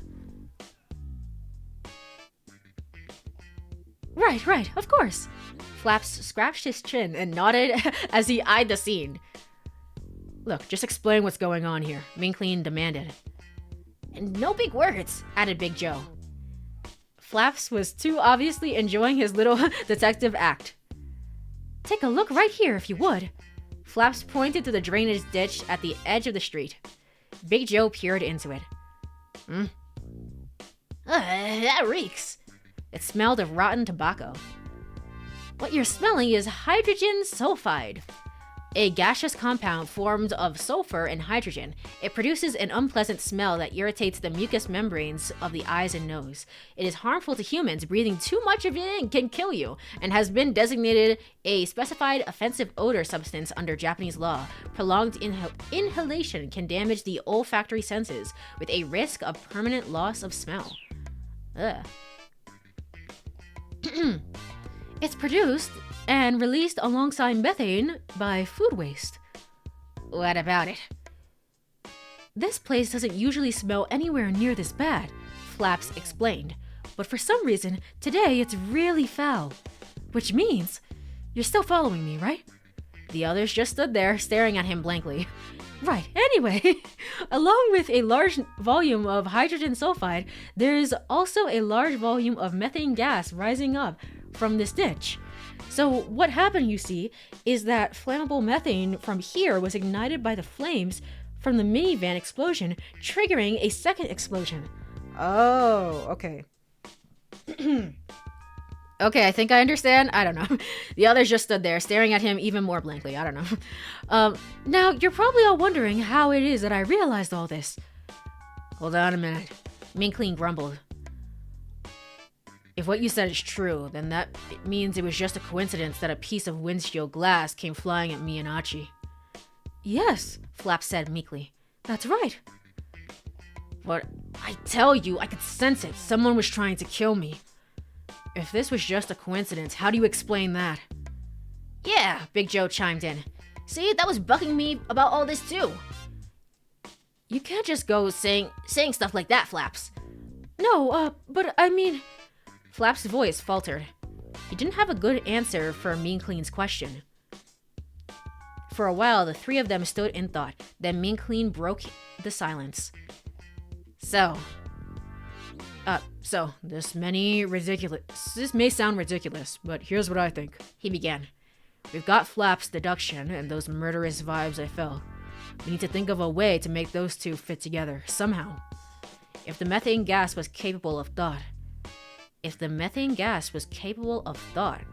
You know, I will say this is kind of what I mean, where like the Canaan storyline that we saw through at the beginning of stream is like such a genre shift that it's like, what the hell is going on? This is a goofy story. It's not meant to be taken as seriously as the Canaan story, so maybe it's not entirely one-to-one comparison, but it's still a mystery detective element to it instead of like a super action element to it. So I feel like I'm enjoying this story more than what I read of the Canaan one. It was an idea straight out of left field. Flaps and Big Joe were dumbstruck. So you figured it out. It was the voice they'd heard before. They need to finish the game off with a bang, with all that serious Canaan shenanigans. Yeah, except that's wrong. That's wrong. Yeah?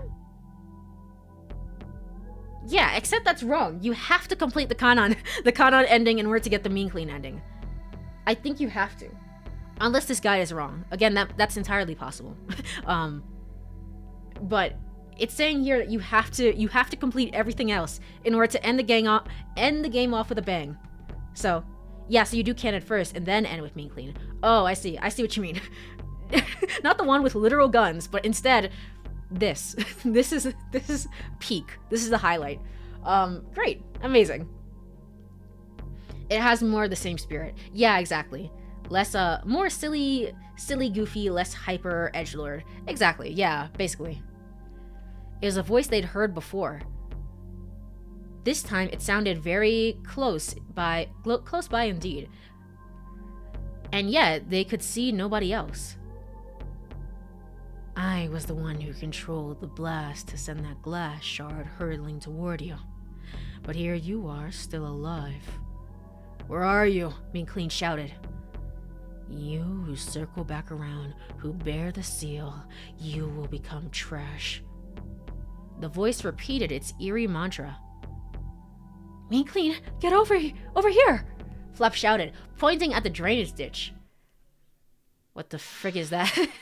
Alright, cool. I like to imagine, I mean, it's obviously planned out because it disappeared from Achi's shirt. He had to, like, go and change. But I like to imagine, like, there's just this one cameraman on scene who was just like, let me go take a bunch of random photos. And staff was like, why'd you do that? You know what? We'll figure out something to do with this later. And this is what was the result of that. Crescent-shaped eyes peered out from beneath the sewer grating. A small green mass was lurking there, wreathed in its own foul stench. From the way it wriggled slimily about, there was no doubt about it. This was the thing that had snatched up Hooch in its tendril. Where's Hooch? Mean Clean demanded. That doddering old fool. He made a fine meal for my prime mass. A moment later, something launched toward them from the drainage ditch. No! It rolled to a stop on the pavement. Only then did they realize it was Hooch, or what was left of him. Oh man, what happened to you? Most of his jar was gone. The roots of the plant had been potted within him, now barely managed to cling to his face, now holding it together. He was on death's door. We'll work it into the budget. You know what?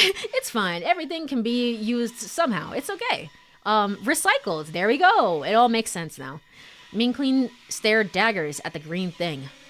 Why are you after me? No, after us. Do you ask yourself what you eat before each and every meal? The thing demanded, its tone dismissive.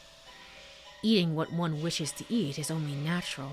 Those who circle back around, those who bear a seal, they are little more than a nuisance.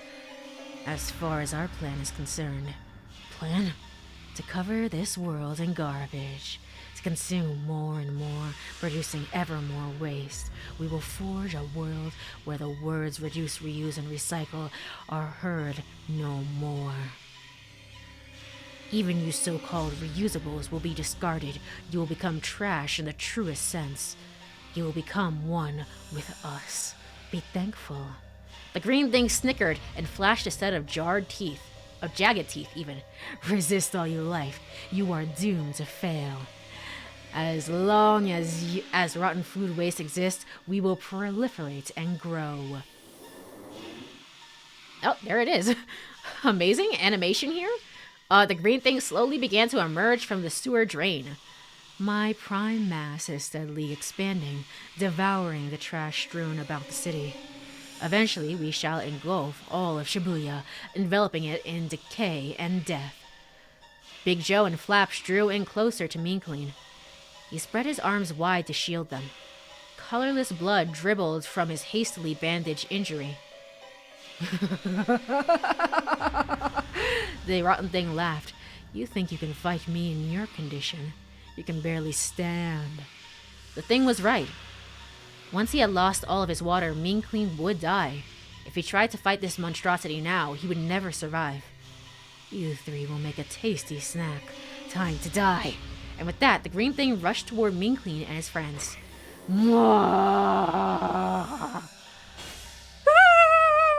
Flap shrieked. Suddenly, with a sound like watermelon splitting, the green mass disintegrated into tiny bits. Why? Why? In the blink of an eye, the bits had dispersed into the air. Whoa, Big Joe blurted. What the heck just happened? His voice was trembling. He looked around in bewilderment. Juice, is that you? Mean Clean called out. What the fuck? This has like taxi driver energy now. On the rooftop of the building across the way, something glimmered in the afternoon light. They saw a bottle body clad in a trench coat. Thick eyebrows jutted above a pair of sunglasses. Mean Clean knew the figure well. Long ago, he had aided in the fight against the vegetable cult. Juice Malone, the legendary sniper. Juice's sunglasses flashed in the light once more, and he whirled around and vanished from sight. Yo! Amazing. Oh no, Grandpa! Oh man! Mean Clean and the others rushed over to Hooch's fallen form on the pavement. Hey, hang in there! Mean Clean, is that you?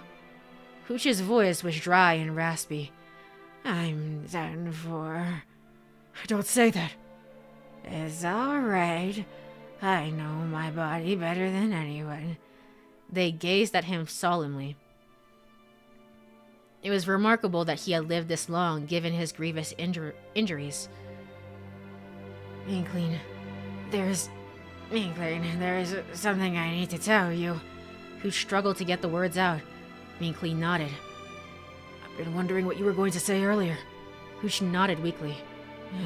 Now listen well. Mean Clean, you... Mean Clean held his breath. Is there gonna be a fart? There's a hole in your stomach. Yeah. Which means there's a hole in your stomach. I know that. And... no, I just mean... what I'm trying to say is... you have a hole in your stomach.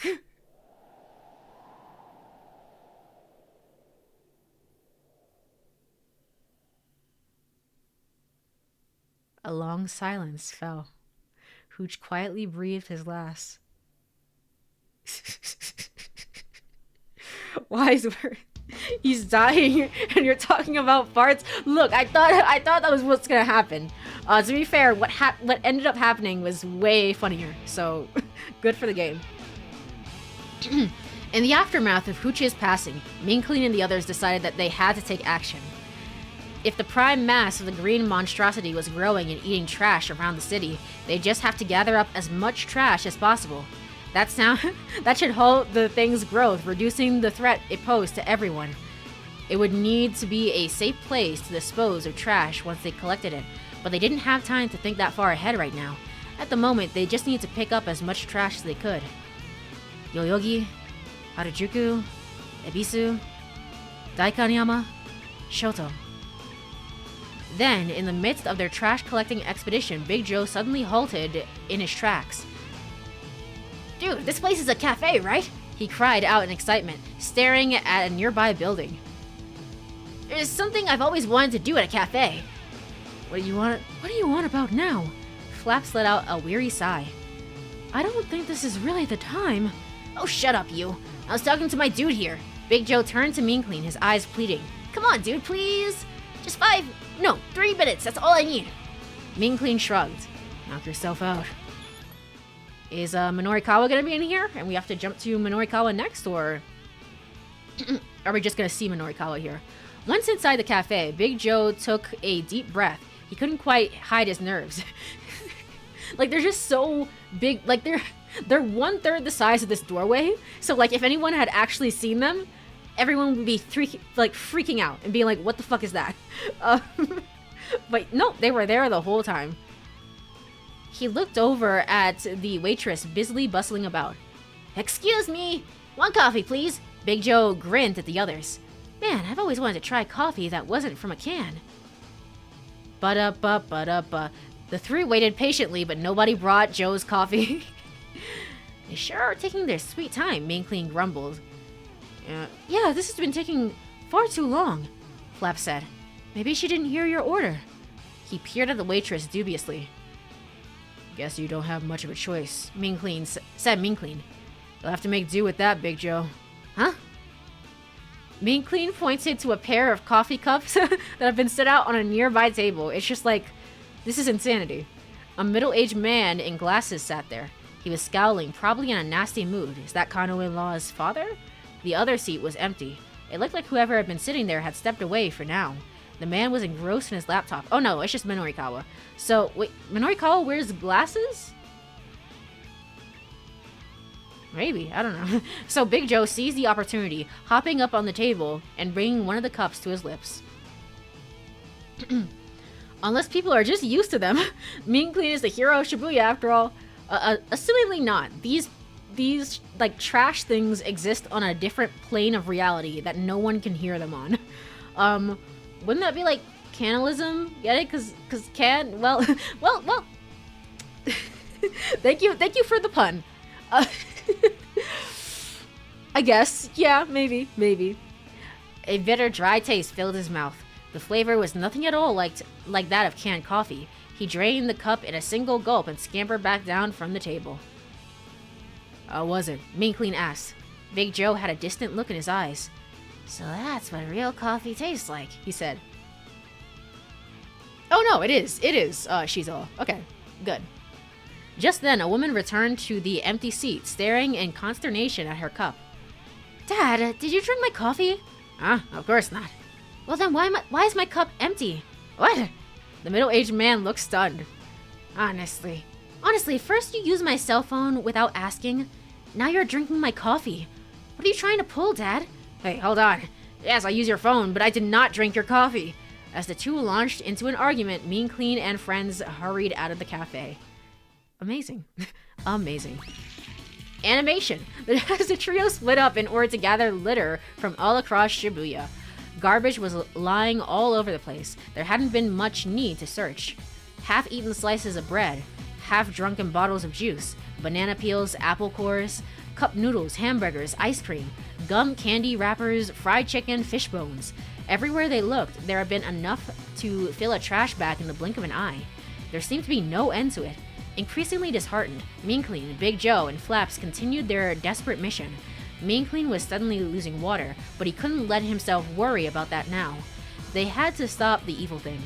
They had to do whatever it took to keep its prime mass from growing. Deep in the very core of his being, Mean Clean knew that this to be true. Pooch was dead. Mean Clean was close to death himself. Frames of animation. But something deeper than sadness or anger drove him forward.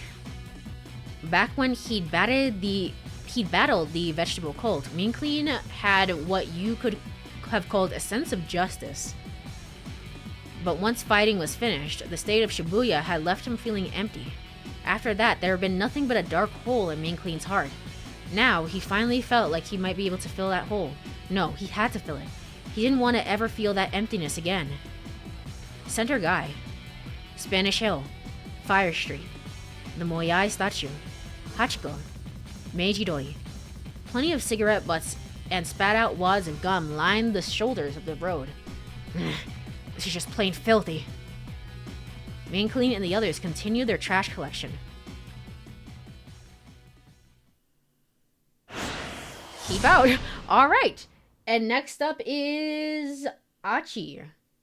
Yeah, Achi. And this is going to be the final part of this story. Final part. All right, let's do this. So Achi, that's interesting. We never went to Minorikawa. Minorikawa, a goofy character, had nothing to do with any of this. Which I find so interesting. Okay, we go back to Achi and we're going to 1705, which is right here.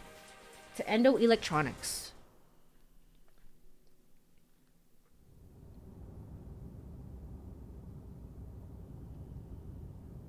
Okay. We're looking for side of the road. Yeah, you can see it. Mean Clean actually does disappear from his shirt. That's crazy. I don't know if I ever noticed that, or if I did, I didn't say anything. I don't know. I don't know. I think I noticed that his shirt was different, but his I don't know if I noticed that Mean Clean specifically was gone.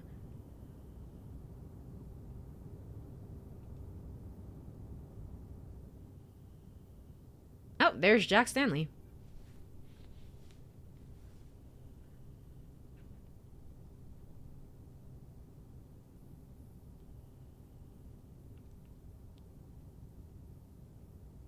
I guess I'll just like skip through this. There's no sound. There's no sound. And I'm like, yeah, whatever.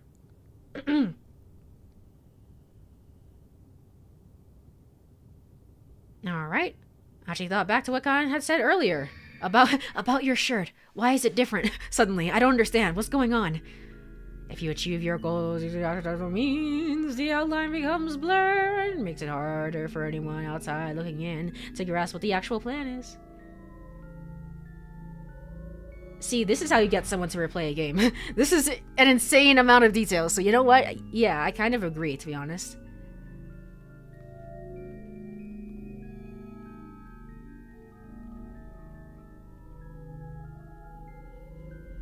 So if you assume the plan failed, I might be able to skip through this. I might be able to. Exchange glances. Stanley laughs again, meaning what? Okay, there it is. Side of the road.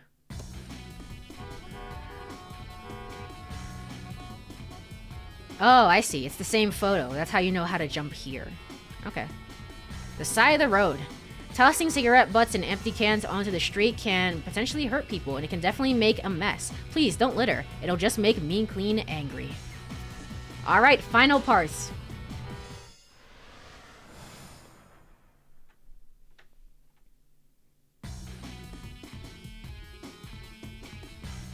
They had to gather up trash before the malevolent prime mass could get to it.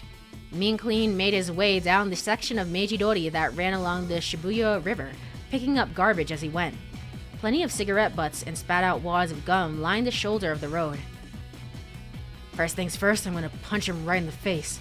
Then we can have our... Oh, that was Achi speaking. Then we can have ourselves a chat. Mean Clean knew that voice well. It was Achi. There he is. The girl called Hitomi was by his side. They were with some tall foreigner in sunglasses. Don't let your emotions get out of control. Your father might be the one with the key players in this case. Be one of the key players in this case. The man with the sunglasses spoke with cool authority. Achi gave him a steely-eyed glare. The situation looked pretty tense, but we don't have time for that right now. Mean Clean called out to Achi as he headed on his way. I'm not sure what's going on, but hang in there, buddy. You and me both. He didn't hear it at all. Did he? He might have, honestly. I don't know. That seems like the type of thing that might have been put in the story and I didn't realize it at the time. Where Achi turned back and was like, hey, I hear someone calling out to me. So, it's possible. By now, a half hour had passed since friends had started picking up trash. Somehow, they managed to gather up all the trash around the city. If there's anyone who would hear Mean Clean, it would be Achi. That's true. That is true. Together, they amassed a veritable mountain of garbage bags. That's it. No more trash, Mean Clean said. He didn't look happy, though. Neither did Big Joe or Flaps. But that can't be, Flaps murmured. This is odd. Too odd. Big Joe clenched his hand into a fist. He was right. It was odd. They gathered a tremendous amount of trash, but still, it clearly was not enough. There was simply no way that this could be all the trash in Shibuya. Mean Clean knew that painfully well for what he'd seen of the city with every day. Were people becoming more mannerly and littering less than they used to? Had Achi's daily cleanup efforts actually borne fruit? An all too optimistic fantasy, but it was a nice thought. There was only one possible conclusion. They were too late. Everything they'd done had been in vain. Flaps was unable to hide his fear of the threat that this implied. All Big Joe could do was sigh. "We're just going to have to do it," Mean Clean said. "Do it? Do what?" Big Joe sounded almost too worried to ask. "Isn't it obvious? We go and we find the prime mass thing, and we take it out." "The thing we met earlier said that it would just keep coming back. It doesn't matter what we try and do, there's no point to it." Mean Clean smacked Big Joe upside the head. "You dolt. You're going to give up before you've even tried?" "But..." "No buts. Besides, I don't see you coming up with any better plans." Big Joe sulked and turned away. Plan or no plan, how are we supposed to fight an opponent that won't even show itself?" Flaps asked. The juice box had a point. Mean Clean wasn't sure what to say to that. The enemy was in hiding, and they couldn't fight what they couldn't see. Mean Clean was getting more and more riled up with no target for his fury. "Such a waste of anger energy," he railed. "There's no point to it now that there's nothing I can do with it." He stamped on the ground in a huff. Then the ground began to shake. Yeah, I figured as much. I was like, we've gathered all the trash, but we don't have it secured. So I feel like our foe might just come here. The heap of trash bags began to collapse before their eyes. Several dozen green feelers thrust from underground. The ground split open, and the bags of trash vanished into the earth. Silence. The place where the trash had been lay empty, as if nothing had been there in the first place. The trio had no words. Then a booming thunderclap split the blue sky above them. A massive black shadow loomed overhead. "Whoa, is that thing for real?" Big Joe stared up at the sky in horror. Yep, this was all canon things that I remember happening in the main story of Shibuya Scramble. This is all very, very canon. What the hell? Metabon, the junk colony. The monstrosity drifted between the buildings. It was huge, too huge. As they watched, it slurped up the green mass from underground, continuing to grow. It seemed to be no limit to its size. "I'll handle this, dude," Big Joe told Mean Clean. He adopted a fighting stance. "Flaps, take him and get out of here." "No, I can't let you do this." "Heh, this thing may be big, but it's all soft and squishy. Don't worry, I'm made of metal." Big Joe leaped high into the air, launching himself at the monstrosity. "Big Joe, no! No!" The instant he impacted with the mass, he sunk right in. There was a metallic shirk as his body was crushed. "Big Joe!"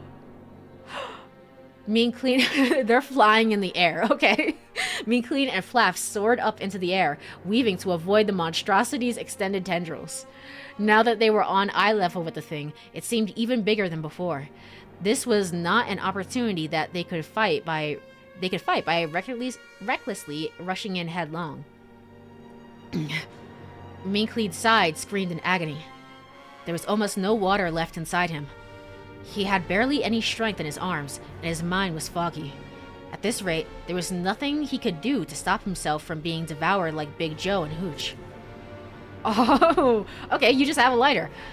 "Alright, let's light this thing up," Flaps cried. In his hand was a cigarette lighter, the flame already lit. "I picked this up while we were gathering trash," he said.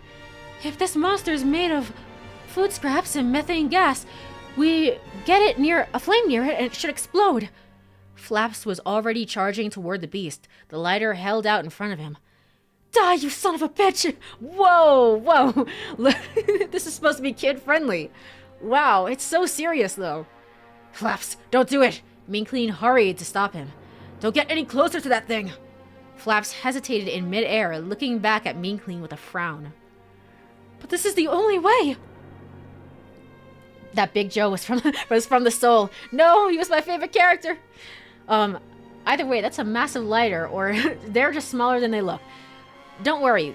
None of the all of this exists on a alternate dimension reality.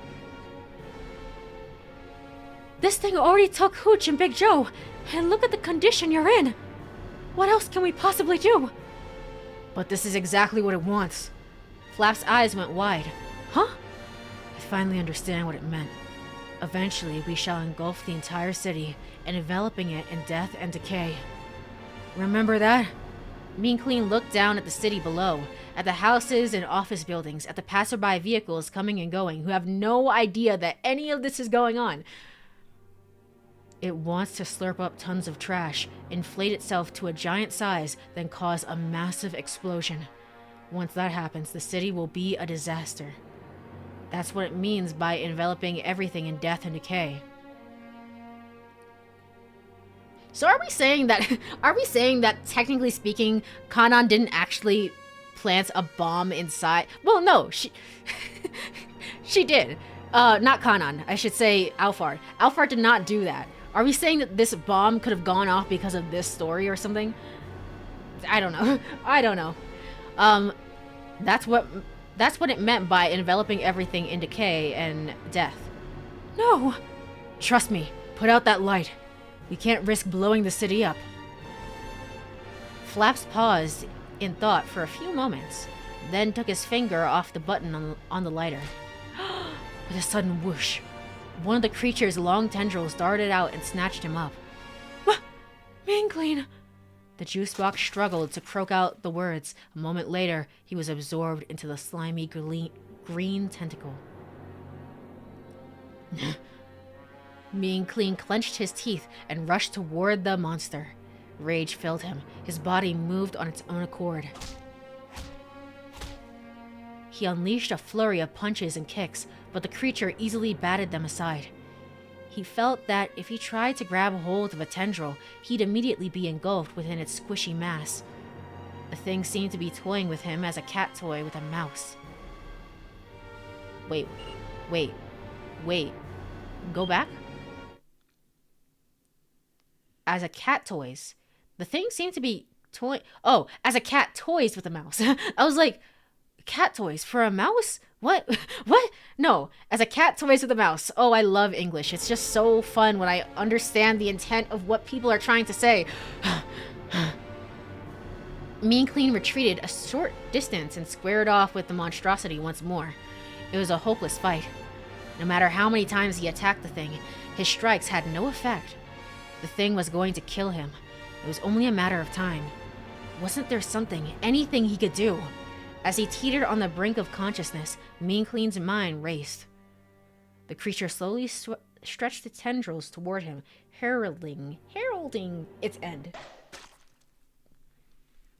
A sudden gunshot split the air. The monstrosity froze in its tracks. Yeah! Juice! On the roof of the building below, Mean Clean spotted Juice Malone, down on one knee, sniper rifle at the ready. Juice fired off 3 shots in rapid succession. All 3 struck the monstrosity right between the eyes, merely millimeters apart. Juice! Mean Clean felt a brief ray of hope, but it turned quickly to despair. The creature calmly brought a tendril up to its face and scratched itself between its oozing eyebrows. The bullets had been no more than mosquito bites to the thing. The monstrosity fixed its gaze on Juice, and its huge maw bent into an unnerving grin. It extended one of its finger tendrils and gave the end a sharp flick, sending a bulbous tip flying toward him. Then it quickly launched 3 more blobs, gleefully mimicking Juice's attack. Juice readied his weapon again and fired at the incoming projectiles, but the bullets vanished into the slime with no effect. No! Juice! Juice! One of the green globas struck Juice dead on, and the faint sound of shattering glass tinkled through the air. I didn't even realize, but my internet is dying. Am I alive? Am I okay? The internet died too. Yup, it did. Just like Juice. I can't believe it. No. Juice Malone, how could you? No. It's crazy too, because I checked the internet while that was going on, just to make sure. And the internet and Xfinity was like, yeah, everything looks fine to us, so I don't know what the issue is. Great. Amazing. Amazing. Very, very poignant for the last stream that I'll be having in this place. So, let's try and get through this before anything breaks again. Wah, wah, wah. The monstrosity chortled malevolently, then lashed out with its tendrils. A direct hit. Mean Clean was sent hurtling into a gap between the two buildings. A break or space between two things. We are born amidst gaps. We live our lives in them, and our lives fluctuate because of them. What are you talking about? Gaps between ideals and reality. Gaps between good and evil. Gaps between hopes and despair. Gaps between logic and instinct. Gaps between love and hate. Gaps between truth and lies. Danganronpa? Gaps between the past and future. Gaps between light and darkness. Gaps between order and chaos. Gaps between oneself and others. Gaps between dreams and reality. Gaps between life and dread. Gaps between coincidence and the inevitable. Sure, game. Okay. Damn it. Mustering the last of his strength, he launched himself back up into the air. Another tentacle strike was already coming his way. The creature had anticipated his return. Oh crap, Mean Clean thought, but it was too late to avoid the blow. Ugh! The monster's mighty swat slammed him into the ground.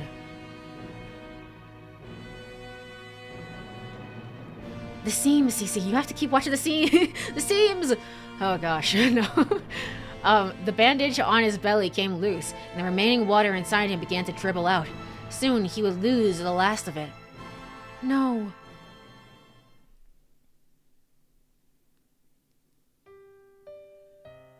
Fighting breeds hatred, and hatred only breeds more fighting. I am not someone who is used to incurring the enmity of others. The only way to reach moksha is to break through the seams. Of course. How? How can I? Oh, I feel like I'm dying. I feel like I'm dying just reading those two comments. It's like, oh yes, moksha. I forgot about that. What are you doing, Sachio? Go. What's the matter? Come at me. Who is Sachio? Come on, hurry up and die already. As his mind grew ever more hazy, Mean Clean heard a series of strange voices. Lines of dialogue from Al Revor, a performance from the theater troupe The Wandering Angels. Right now, the protagonist Ryu is facing off against multiple assassins in the initial sword scene. Why is everything connected? I don't understand. Where am I? What is this place? This place, Theater Ace, located in Sakuragaoka. Assassin with an Endo accent #1, played by Yukio Tozuka, was supposed to be cut down with by one stroke of Ryu's blade, but since said assassin continued to writhe about on the ground after he was struck, Ryu had no choice but to continue slashing away at him. The line, "Come on, hurry up and die already," was spoken by the actor who plays Ryu, complaining once he was backstage. Amazing. A wave of chill mist wafted over him. Another one. Carbon dioxide from the dry ice machine set up backstage. Wow, amazing. It's all connected. The machine is broken and continues to produce and spit out more and more dry ice. What was he doing here? He couldn't die in a place like this. Go. Spurred on by the voices, Mean Clean got to his feet. Thank you, Juno. Thank you, Juno. When did stream reset? There was a little dip there. So stream did reset. So I'm gonna have to download 2 of the VODs and then put them together on YouTube. Not yet. I'm not dying like this. I am not dying like this. Ice! I can't believe it! Mean Clean wobbled his way back up into the air. He was battered from head to toe. The odds were overwhelmingly against him. Yet a hint of a smile came to his face. I will do this. Just you wait and see. The wave of cold from earlier caused clumps of whitish ice to solidify inside him. Face me, he called out to the green monstrosity. I'm gonna kick your ass. The dry ice machine actually came back. I can't believe it. The creature let out a roar and moved to attack. Foul tentacles lashed out at Mean Clean from every side. He chose one of them and launched himself bodily toward it. The violent impact knocked him senseless and sent him sailing in the direction of Shibuya Station. What does that mean? Shibuya Station?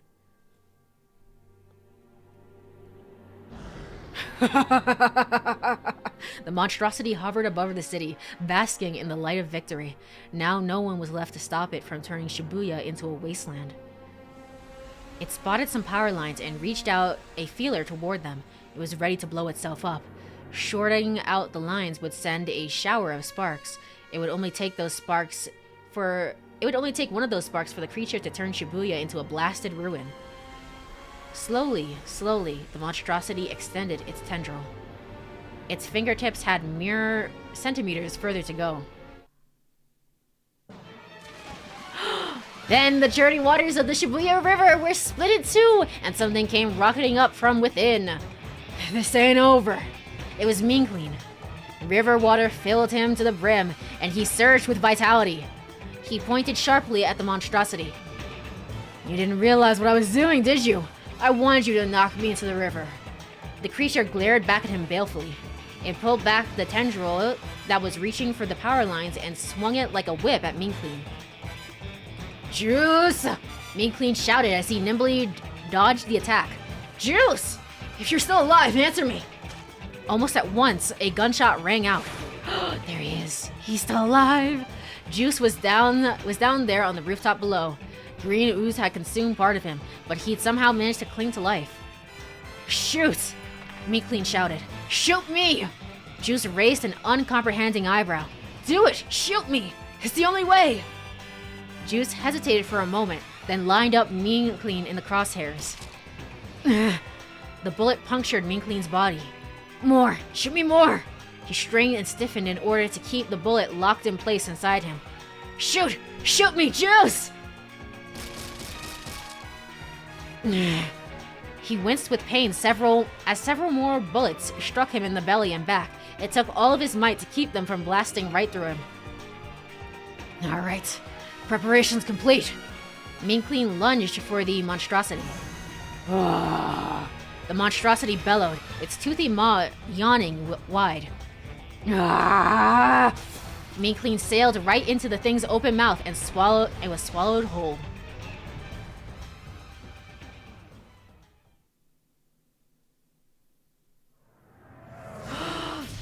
And then it dissipated.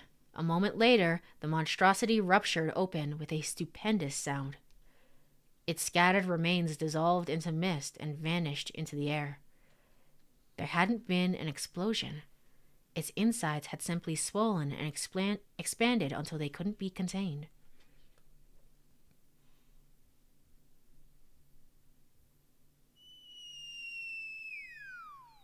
Ow, ow. Big Joe and Flaps tumbled to the ground. Oh, Are we still alive? The two looked around in bewilderment, trying to process what had happened. Then, Mean Clean clattered to the ground beside them. Mean Clean. Mean Clean! Big Joe and Flaps rushed to his side. Half of his body was gone. Cracks zigzagged across what was left of him. Flaps gently set a hand against Mean Clean's body. He's so cold. He's dying. Big Joe's mouth hung open, aghast. Hey now, don't go holding a funeral for me just yet. Mean Clean's voice was little more than a whisper. He couldn't even muster his usual triumphant grin. He had to struggle just to keep breathing. I kicked that thing's ass. Mean Clean looked up into the sky. Big Joe and Flaps followed his gaze. There is nothing there but a bright blue sky. The blue sky of a lovely spring day. That was amazing, Big Joe said between sobs. I knew you could do it, Mean Clean. But how? Flaps asked, wiping the tears in his eyes. Truly the hero of Shibuya. Alphard is lucky she didn't have to deal with him. Amazing. Now that I think about it, it would have been more poetic if I had my final stream of this game on the 28th, but That's not happening. That's not happening. So, you know what? It's poetic that it ended in April. Dry ice. Dry ice? Yeah. I saw something on the news once about an accident that caused a plastic bottle bursting after it was filled with dry ice and water. Decided to put that to practical use. Oh, I get it, Flap said. Now that you mention it, when dry ice sublimates, it expands to a volume over 700 times its solid size. Minkling, you could hold enough dry ice to expand a volume over 350 liters. Flaps nodded in understanding, still crying. And then, when you had juice shoot you, you kept the compressed gas inside your body and let the bullets blast out from inside you all at once. This feels so kid-friendly in the sense of like it's so educational. But there was that one line where Flaps of all people said, "You son of a bitch," and I'm like, whoa, whoa. That's amazing, dude. But like, also way too reckless, said Big Joe. Yeah, I guess. Desperate measures call for a desperate situation. Don't try this at home, kids. There's a distant look in Minkling's eyes. Big Joe, Flaps, please, toss me in the bin. Big Joe and Flaps exchanged glances. Reusable waste. Oh, reusable waste, said Flaps solemnly. You got it. Thanks. Big Joe picked up Minkling and walked over to the trash bin. So long, dude. I'll send you on your way. Wait. Minkling weakly held up a hand. You still haven't taken my cap off. Always take the cap off of a plastic bottle before throwing it away. Everyone knows that. But dude, both Big Joe and Flaps had already realized if the cap were removed, the fine cracks running through Minkling's bottle body would break apart completely. That cap was the only thing keeping their friend together. Don't be ridiculous. No matter how many times I die, I'll keep coming back. I'm not your run-of-the-mill plastic bottle. Minkling fixed Big Joe and Flaps with an earnest stare. I love hearing Corey's voiceover for this game. It's so expressive and soothing. I've walked into something wild. You have no idea. This whole story has been absolutely ridiculous. Hello, Slurka. I hope you have been well. It seems like we're just about to finish up stream here, but I hope you have been well. As long as this city isn't clean, monsters like that one we fought will keep turning up. Till I return, you guys are going to have to make do somehow. Got it? We got it, dude, Big Joe said. Then gently he unscrewed Minkling's cap. No. A moment passed, then Minkling's body burst into pieces. Shards of plastic glittered in the air like a diamond dust. They were caught up by a gentle breeze and Minkling was gone. Goodbye, dude. You were the cleanest. Orange-colored tears stained Flap's cheeks. No. Big Joe's face hardened. This isn't goodbye. It's until we meet again. He clutched the bottle cap tightly in his hand. He squeezed it again and again, in hope that his wishes might be heard. And then Aya Kamiki, wait. No, but it's the main theme of the game. Wait, huh? There's a... There they are. There they are. Amazing. This is so dramatic, it really is. There is another face of the city when you casually gaze at the sights amidst all the normal, everyday things. There are stories that nobody has told. Now, some of them have been heard at last. Today has been a day for many stories, which I hope will live on in someone's hearts until we meet again. Hetchmal. Amazing. Amazing. I'm now excited, so excited to go back. What is the credits? Where are the credits? Sorry, I'm so excited. I'm so excited to go back to Shibuya soon. Oh, are you visiting Oh, is he behind the scenes? Yeah, it is. 4-6. Oh, that's cute. That's cute.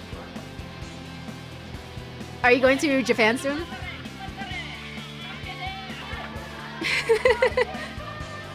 Oh. Oh.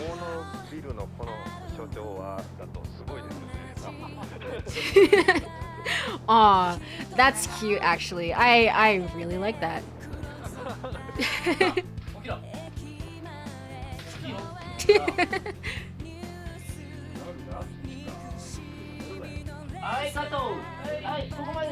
It's so interesting. They have video. They have video, but it's a text game. It's text and pictures.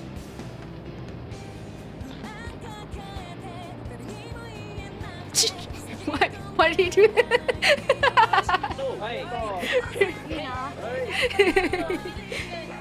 Oh man. Oh, Ethan Suzune! Amazing!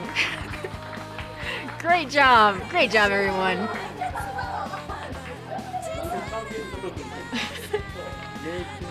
All successful entrants in the Be an Extra. Oh, there is a contest to be an extra in this game. Interesting. Wow, that's Minoru Kawa. He's real. I can't believe it.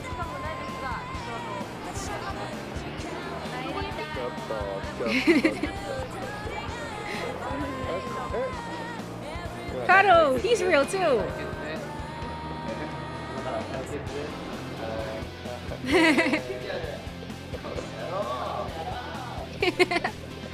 Ah man, who the fuck is that? Oh, they can't show Darth Vader. This is Tatsunoko. Oh man, what is he doing? You are right, son.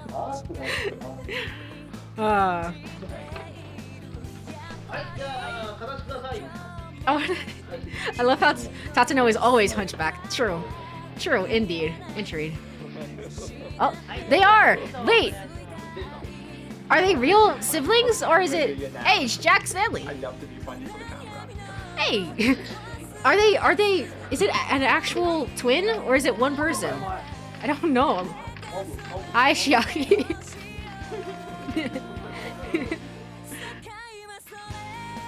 Ah, man. This looks like it was so much fun to record. Oh, this is the Minoru Kawa bad end. Interesting. Some of it is from bad ends, so you would have to 100% the game in order to see it. Ah, there! Hey! It's Cherry!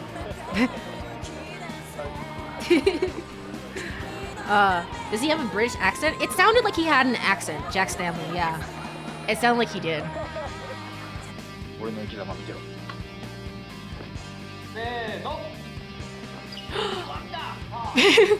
Oh, okay. There's flying. Oh, this is how they recorded all the bad ends. I see.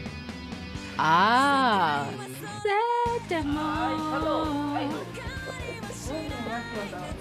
You've done every ending now? Yes, I have 100%ed the game. I had to 100% the game. What a brilliantly emotional final ending. It really is. Oh yeah, this one. Is this what's in it? She said. Yes, apparently. Lin Long got to shoot too. Amazing.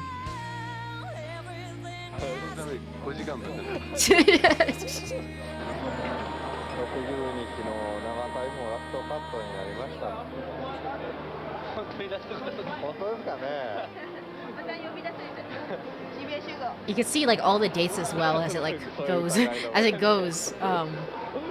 more and more.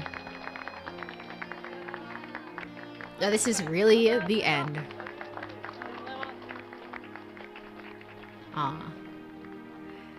You know what? I am so freaking glad that I 100%ed the game. Even though I didn't technically read through Kanan's story because I don't but I'm so glad I 100%ed it just for that. See you again. Oh man, that was lovely. That was lovely. I love that.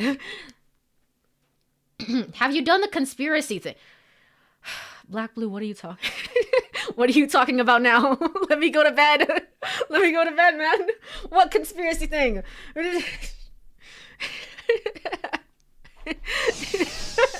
What the fuck? Oh my gosh.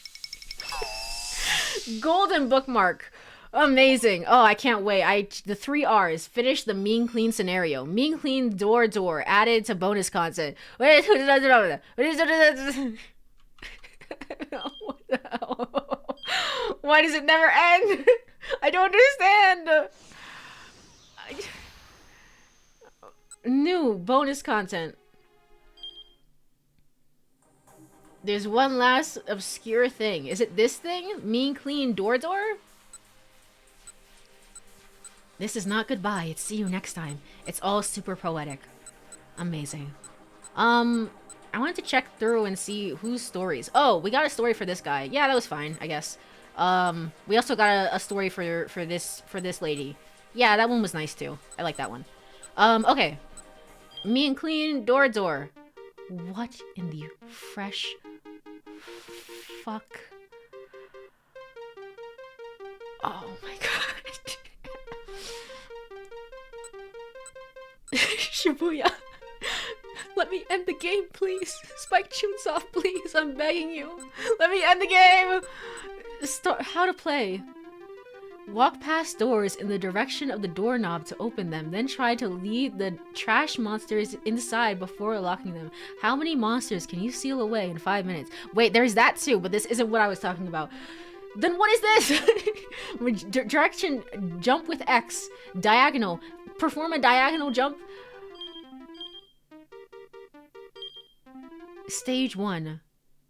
I don't even know if I understand what's going on right now. Oi. What am I supposed to do? Jump. Oh. If I run into you, I'm gonna die, right? Yeah. Oh no. Oh no. Oh.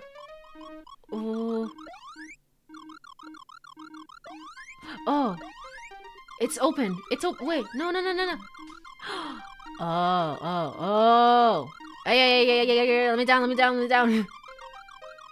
There we go. I have to use this one, I think. And then he'll come back down here. I'm not even sure if this unlocks anything. It's just a minigame. Just a minigame. Okay. No!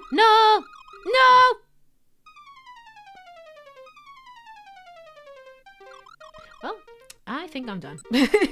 I think I'm out of here. Why is there so much stuff in this game? Alright. What am I supposed to be doing? There's one last obscure thing. Have you done the conspiracy thing? Okay. I'm gonna look for conspiracy scenarios.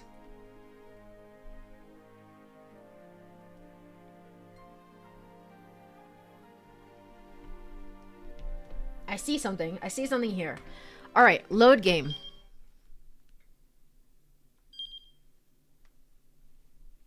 Game. I'm so glad I 100% in this game. Am I really? Okay, at 17:35, there's something with Minorikawa. Oh man. I freaking love this game though. I really do.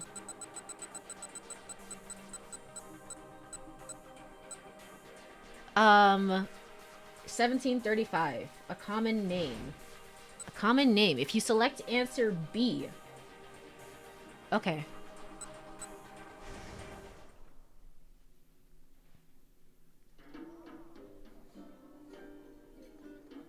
Takahashi?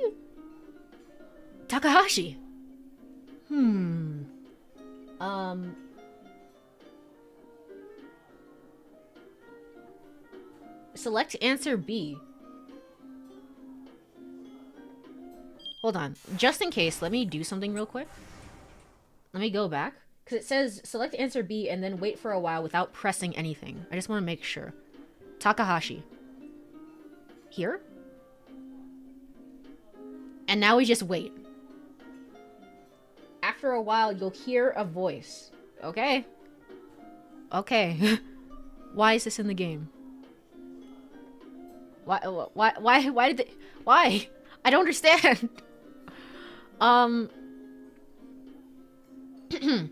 Yeah, I still have some gripes about, like, having to 100% the game and get all the bad ends and see stuff when there's not as much variety as I would have liked. However, that being said, that mean clean ending, the whole mean clean story, I think, made it worth it. So I'm pretty happy overall with the game. Why is this just in the game? How long do I have to wait? The guide I'm looking for says option A, Suzuki first, then option B, Nakamura. Okay. Alright, cool. Well, this is what I mean. I had to pull up like at least 5 different guides because one of these guides is always wrong. I don't understand. Why is no one correct about it? Suzuki. And then skip through. And then skip through to Nakamura? No, that's not it. Okay, Nakamura. How would anyone know to even get this? We finally 100%... We're finally 100% done! What the fuck? Who the fuck are you?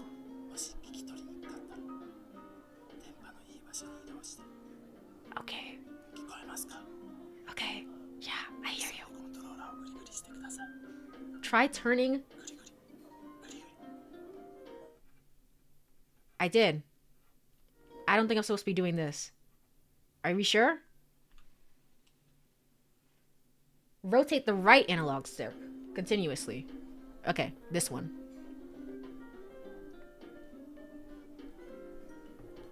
Okay. I'm doing it. Counterclockwise. Counterclockwise. just casually enter the Konami code first, and then you should be able to get it. Okay. Is it working? I don't know if it's working. I don't know if I messed up. I wonder if bringing up the hint thing broke it. Possibly, yeah. Alright, let's try it again.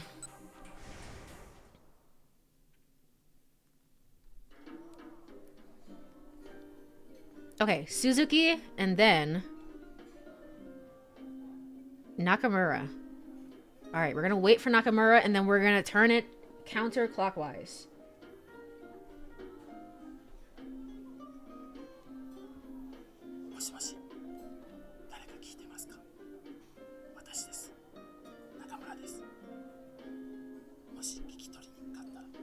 The voice is supposed to be talking to you. Okay.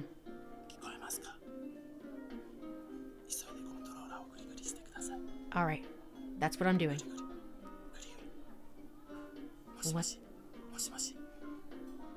What the frick is happening? What is happening? How? Sending message. What message? What the fuck? You'll have to forgive me. This is the only way I can keep them from watching. They are wary of me. It's not as easy as it used to be to sneak a message into the game. Oh, I see. That's why I've used this transmission to program to send my message to you. Surely they won't notice this. My name is Koichi Nakamura, chairman of Spike Chunsoft. I've given publicity interviews for our new game, so perhaps you are familiar with my face. I am not actually, but the Koichi Nakamura that you have seen is not actually me. He is one of them, a skillful impersonator who has taken my place. Could you imagine if a game studio was just like, okay, we're gonna hire an actor, paid actor, to act as our chairman? Yet it seems that my captors are the screen, and he looked subtly different than the. Are we back? Are we back? Are we okay? We are back. Refreshed and back. Okay. Okay, cool. I'm so tired. I'm so tired. Looks good so far. All right, cool, cool, neat, awesome. Honestly, very poetic that very poetic that Shibuya just keeps unlocking things as like, oh, did you actually know about this scenario? Did you know about this minigame? Did you know about this thing? And also my internet is being like, oh, well, I don't really think you should complete the game today. Like, it doesn't have to be today, you know? We can try another time. It's like, just very, very poetic. All right, let's continue. Let's continue with the game. For whatever reason, my chat is broken on OBS, but you know what? Well, that's fine. That's fine. We're just gonna leave that there as it is. Korea's internet is trying to squash the conspiracy ending. True. Spike Chunsoft saw that I was streaming this and was just like, no, no. Let me hold on. Get rid of this. Thank you, Juno. You are so lovely. Okay. Can I go back up? I can't. Whatever was missed has been missed. Okay. The other day, the fake me came to my prison room with a request. He told me to remake my old game, Door Door, so that a version can be included in this game. Oh, is that... That's the Mean Clean minigame. He told me that I had 1 hour. I tried to tell him that that was impossible, but he wouldn't listen. He just said, I'll be back in 1 hour, and departed. I'm sure he intended to torture me mercilessly if I didn't meet my deadline. I had no choice. I had to do it. I dragged the dusty PC from the corner of the room and started coding as hard as I could. A half hour later, I had managed to finish. I gave the code a test play. I hadn't managed to reproduce all of the fine details, but it worked. So that was good. It worked. It was good enough. Still, not having played Door Door in so long, I'd forgotten how difficult it could be. I spent about 20 minutes struggling with it, and then I got an idea. I could hide my message in the code of this program. If all I did was hide it though, they would be certain to find it. In order to keep them from spotting it, I decided to include this transmission program. This should protect my secret. Just now, I received a signal from your gaming device. I am writing this message in reply in real time, to be honest. Quite frankly, I didn't expect to succeed, but I did. My fingertips are trembling with anticipation. These transmissions are my only means of contacting the outside world.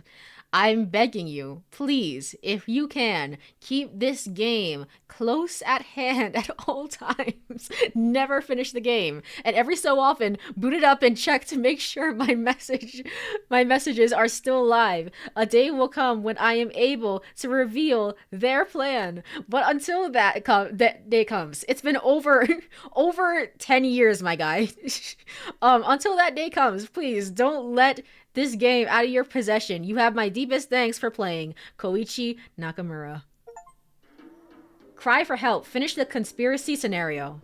Amazing. Amazing. What do I need to do?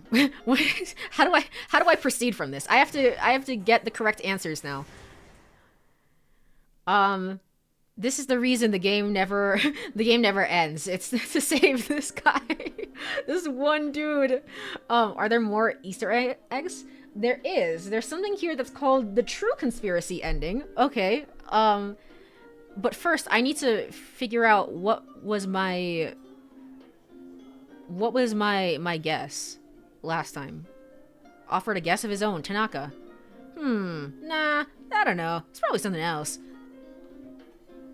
The remains of an individual discovered in the minivan itself, who had since been identified. Did that save it? Yeah, it did. Okay. Okay. Before I get too turned around here. So you only have to make one choice if you make the correct one. But if you make a wrong one, you get 2 ones. And if you solve that, you're able to get the conspiracy ending of the game. All right, that's that's cool. We have to save him. We have to save him. This game came out in what, 2008? I'm sure he's still there in that one corner of the room, just trapped. Like, please help me. All right, let's go. So go to the last chapter of the Mean Clean story via Achi 705. Oh my gosh. Okay. Achi 705.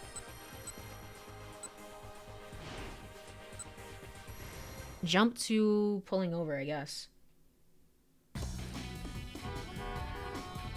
They were close to Shibuya Station. Gridlock again.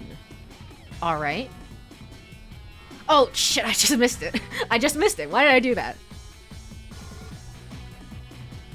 Hold on. Hold on. Okay. Go to the very last page, and you'll see that the message from Hirschmel has changed. Okay. Why would you include this in the game? I don't understand. Okay. Go to the very last page. Can I skip through this? Oh, thank goodness. Oh, thank goodness. Okay.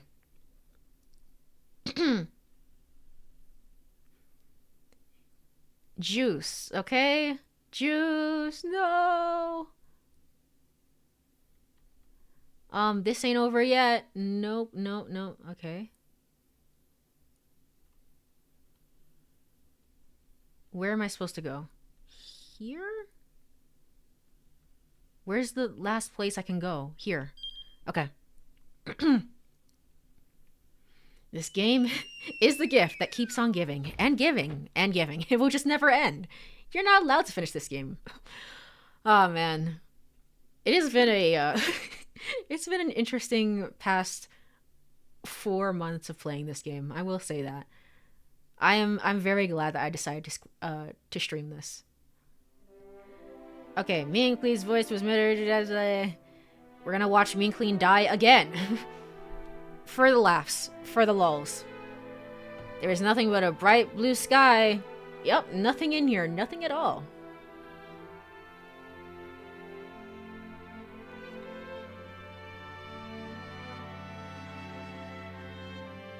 Like I said, I think I was pretty upset going through all the bad ends because I was like, this is just not interesting. And technically speaking, I didn't even go through the Canaan thing. I just kind of skipped through all of it. It's whatever. But I'm kind of glad that I 100%ed the game now because I like this goofy stuff where it's just like there's so much content within this one game. You just have to go search out for it. I still think it's criticism that the bad endings could have been more interesting, but it's okay. It's okay. I like this game for what it is. Alright. They were caught in the gentle breeze, and we looked on into the distance. Blah, blah, blah.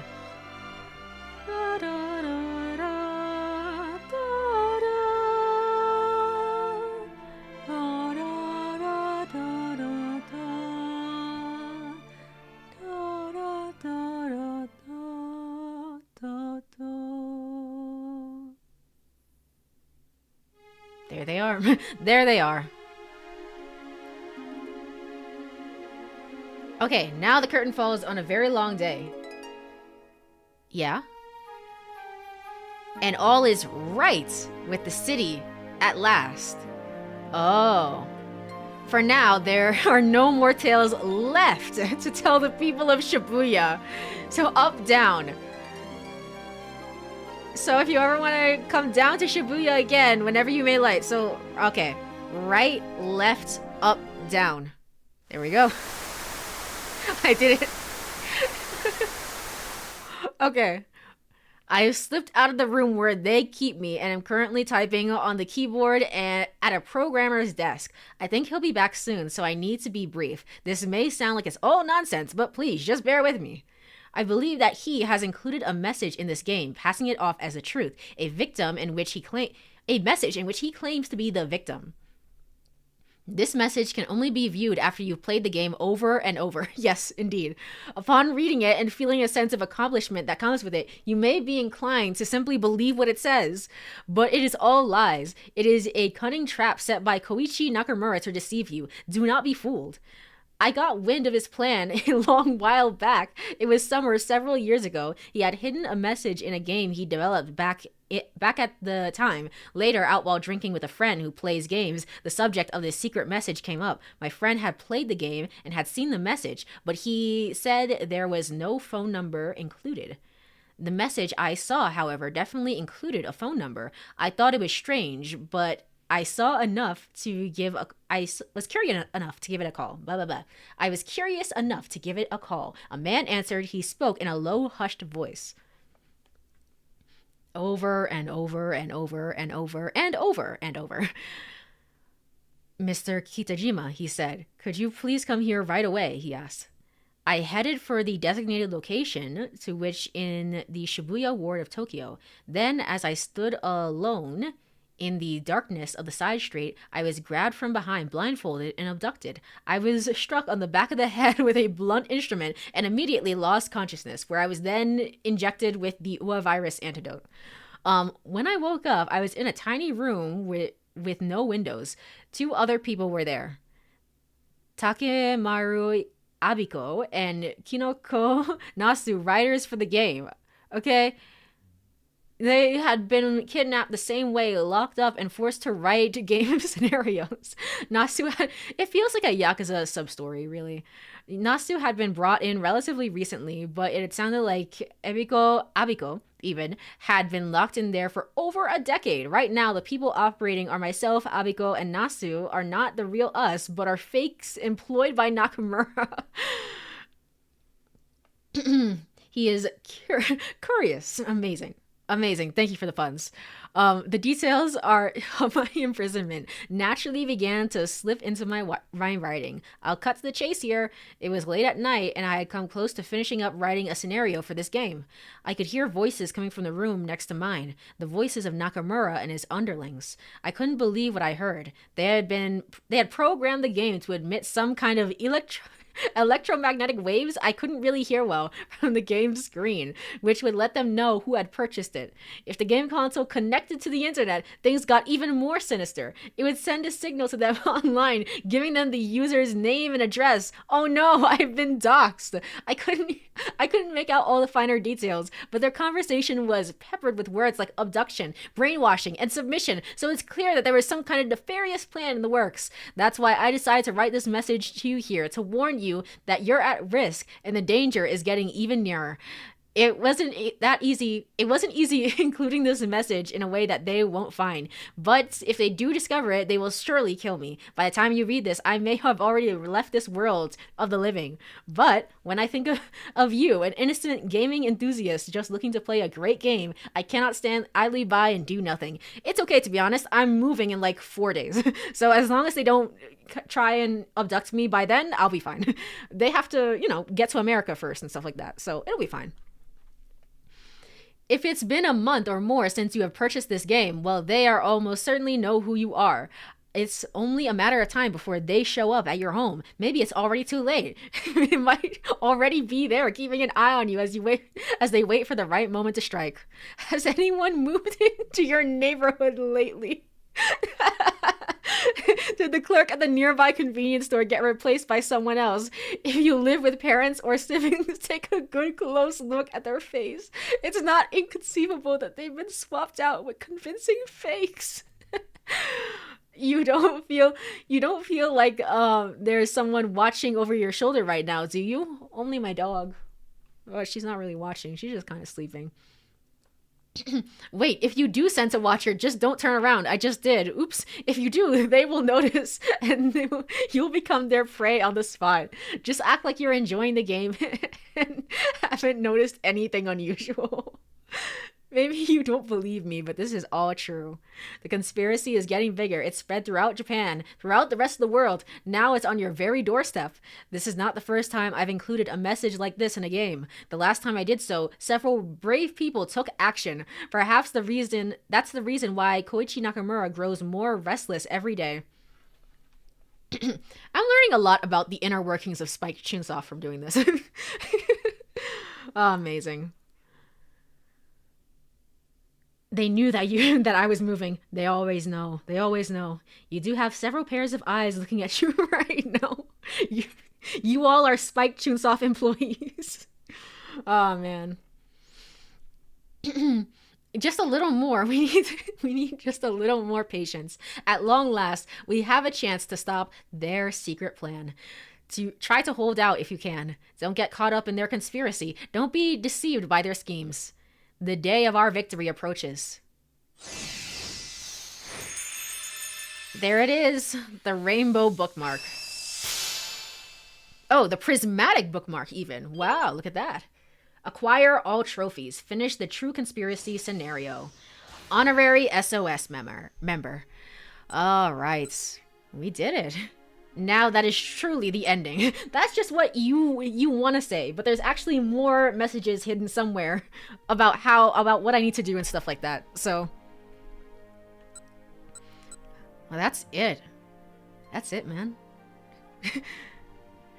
Well, now that you mention it, no, no, this is it. We're done. We're done with the game. I've said most of my thoughts already. I'm not gonna reiterate them, but I will say that getting the mean clean ending and getting that ending screen and getting these conspiracy endings has changed my opinion a lot of being like, like no one's forcing me to get the mean clean end of the game, right? No one's forcing me to see this conspiracy ending of the game. So you know what? In that way, it's kind of fun, and I do enjoy it. It's for true fans of the game, essentially. I will say that the Suzune one should not have been locked behind 50 endings, but that's okay. That's okay. Everything else has really turned around, and I am so happy that I decided to stream this game. It's lovely. It's great. It's fantastic. The behind the scenes was really fun. Yes, it was. That was my favorite part, honestly. I love seeing actors like behind the scenes of stuff. So, I think for the most part, the Canaan one was the thorn among the endings. Yeah, definitely, definitely. It was such a thorn that I didn't even read it. I wasn't that interested. Another time, I will maybe re-download this game and look at the Canaan ending and whatever that whole thing is about. But for right now, I'm done. I'm done. It's a little like FNAF. Those games have so many hidden secrets that took the players years to find. Oh, interesting. I am a resident scaredy cat, so I don't know anything about FNAF, but that would make a lot of sense. That would be cool for fans of the game. So, if they stopped at "Did you know there's an anime?" it would have kept the spirit silly. Oof, silly. Yeah, yeah. They ended on a high note, though, at the very least. So even if it was kind of hell to go through, it's okay. It's okay. What's next on the list? So we're gonna be continuing Never 7, Never 7, and Never 7 and Wanderstop. Wanderstop. I almost forgot the name of the game. If you are fans, I don't know if anyone's gonna catch the VOD of this, but if you are fans of 428 Shibuya Scramble, you may be interested in checking out Never 7. It's a very similar game, very similar vibes to it. I will be playing through that. So if you're interested, you can, subscribe. I don't know, follow on maybe Twitch, or maybe YouTube, whatever you prefer. That's there. Otherwise, we're gonna be continuing Wanderstop in place of this game. So that's what's next. After the move. So after the move, I will play a one-off game just to make sure that the internet is okay, all right. whatever happens with the internet, even if it's bad, even if it's, even if it's not up to snuff, it's okay, because now I at least know, and I can fix things. I can move providers, I can do something else. It's not like a one and done scenario like it's been this entire time. So I am so happy about that. There are options. I can do things now. It's not just like, oh well, stream is down, just gonna have to deal with it. So I'm very happy about that. So oh, I hope that moving goes well. I hope it's an upgrade for you. It's an upgrade in some ways. It's a downgrade in other ways. But I'll talk about that maybe when I move to the new place. So let me go ahead and look for somebody to raid. Raid. Is anyone online right now? You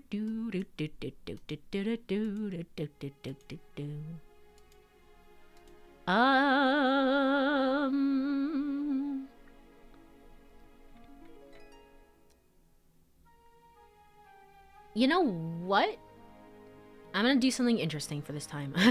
As in interesting, I'm gonna send you off into the void. I'm gonna send you off into the void. Be free. Be free.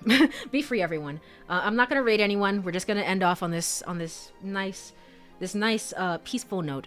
So let me go over to ending screen. Yippee. So glad to see you even briefly, Courie. You're so radiant and make me smile. Thank you. Thank you, Saruka.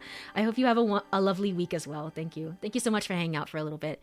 And to Chu and Black Blue as well. And to anyone that stuck around for a little bit. Thank you so much for hanging out on this very long journey. I really appreciate it. I will be back soon. Soon. I don't know. I'll be around. So have a wonderful week, everyone. Bye-bye. Bye-bye. Bye-bye-bye.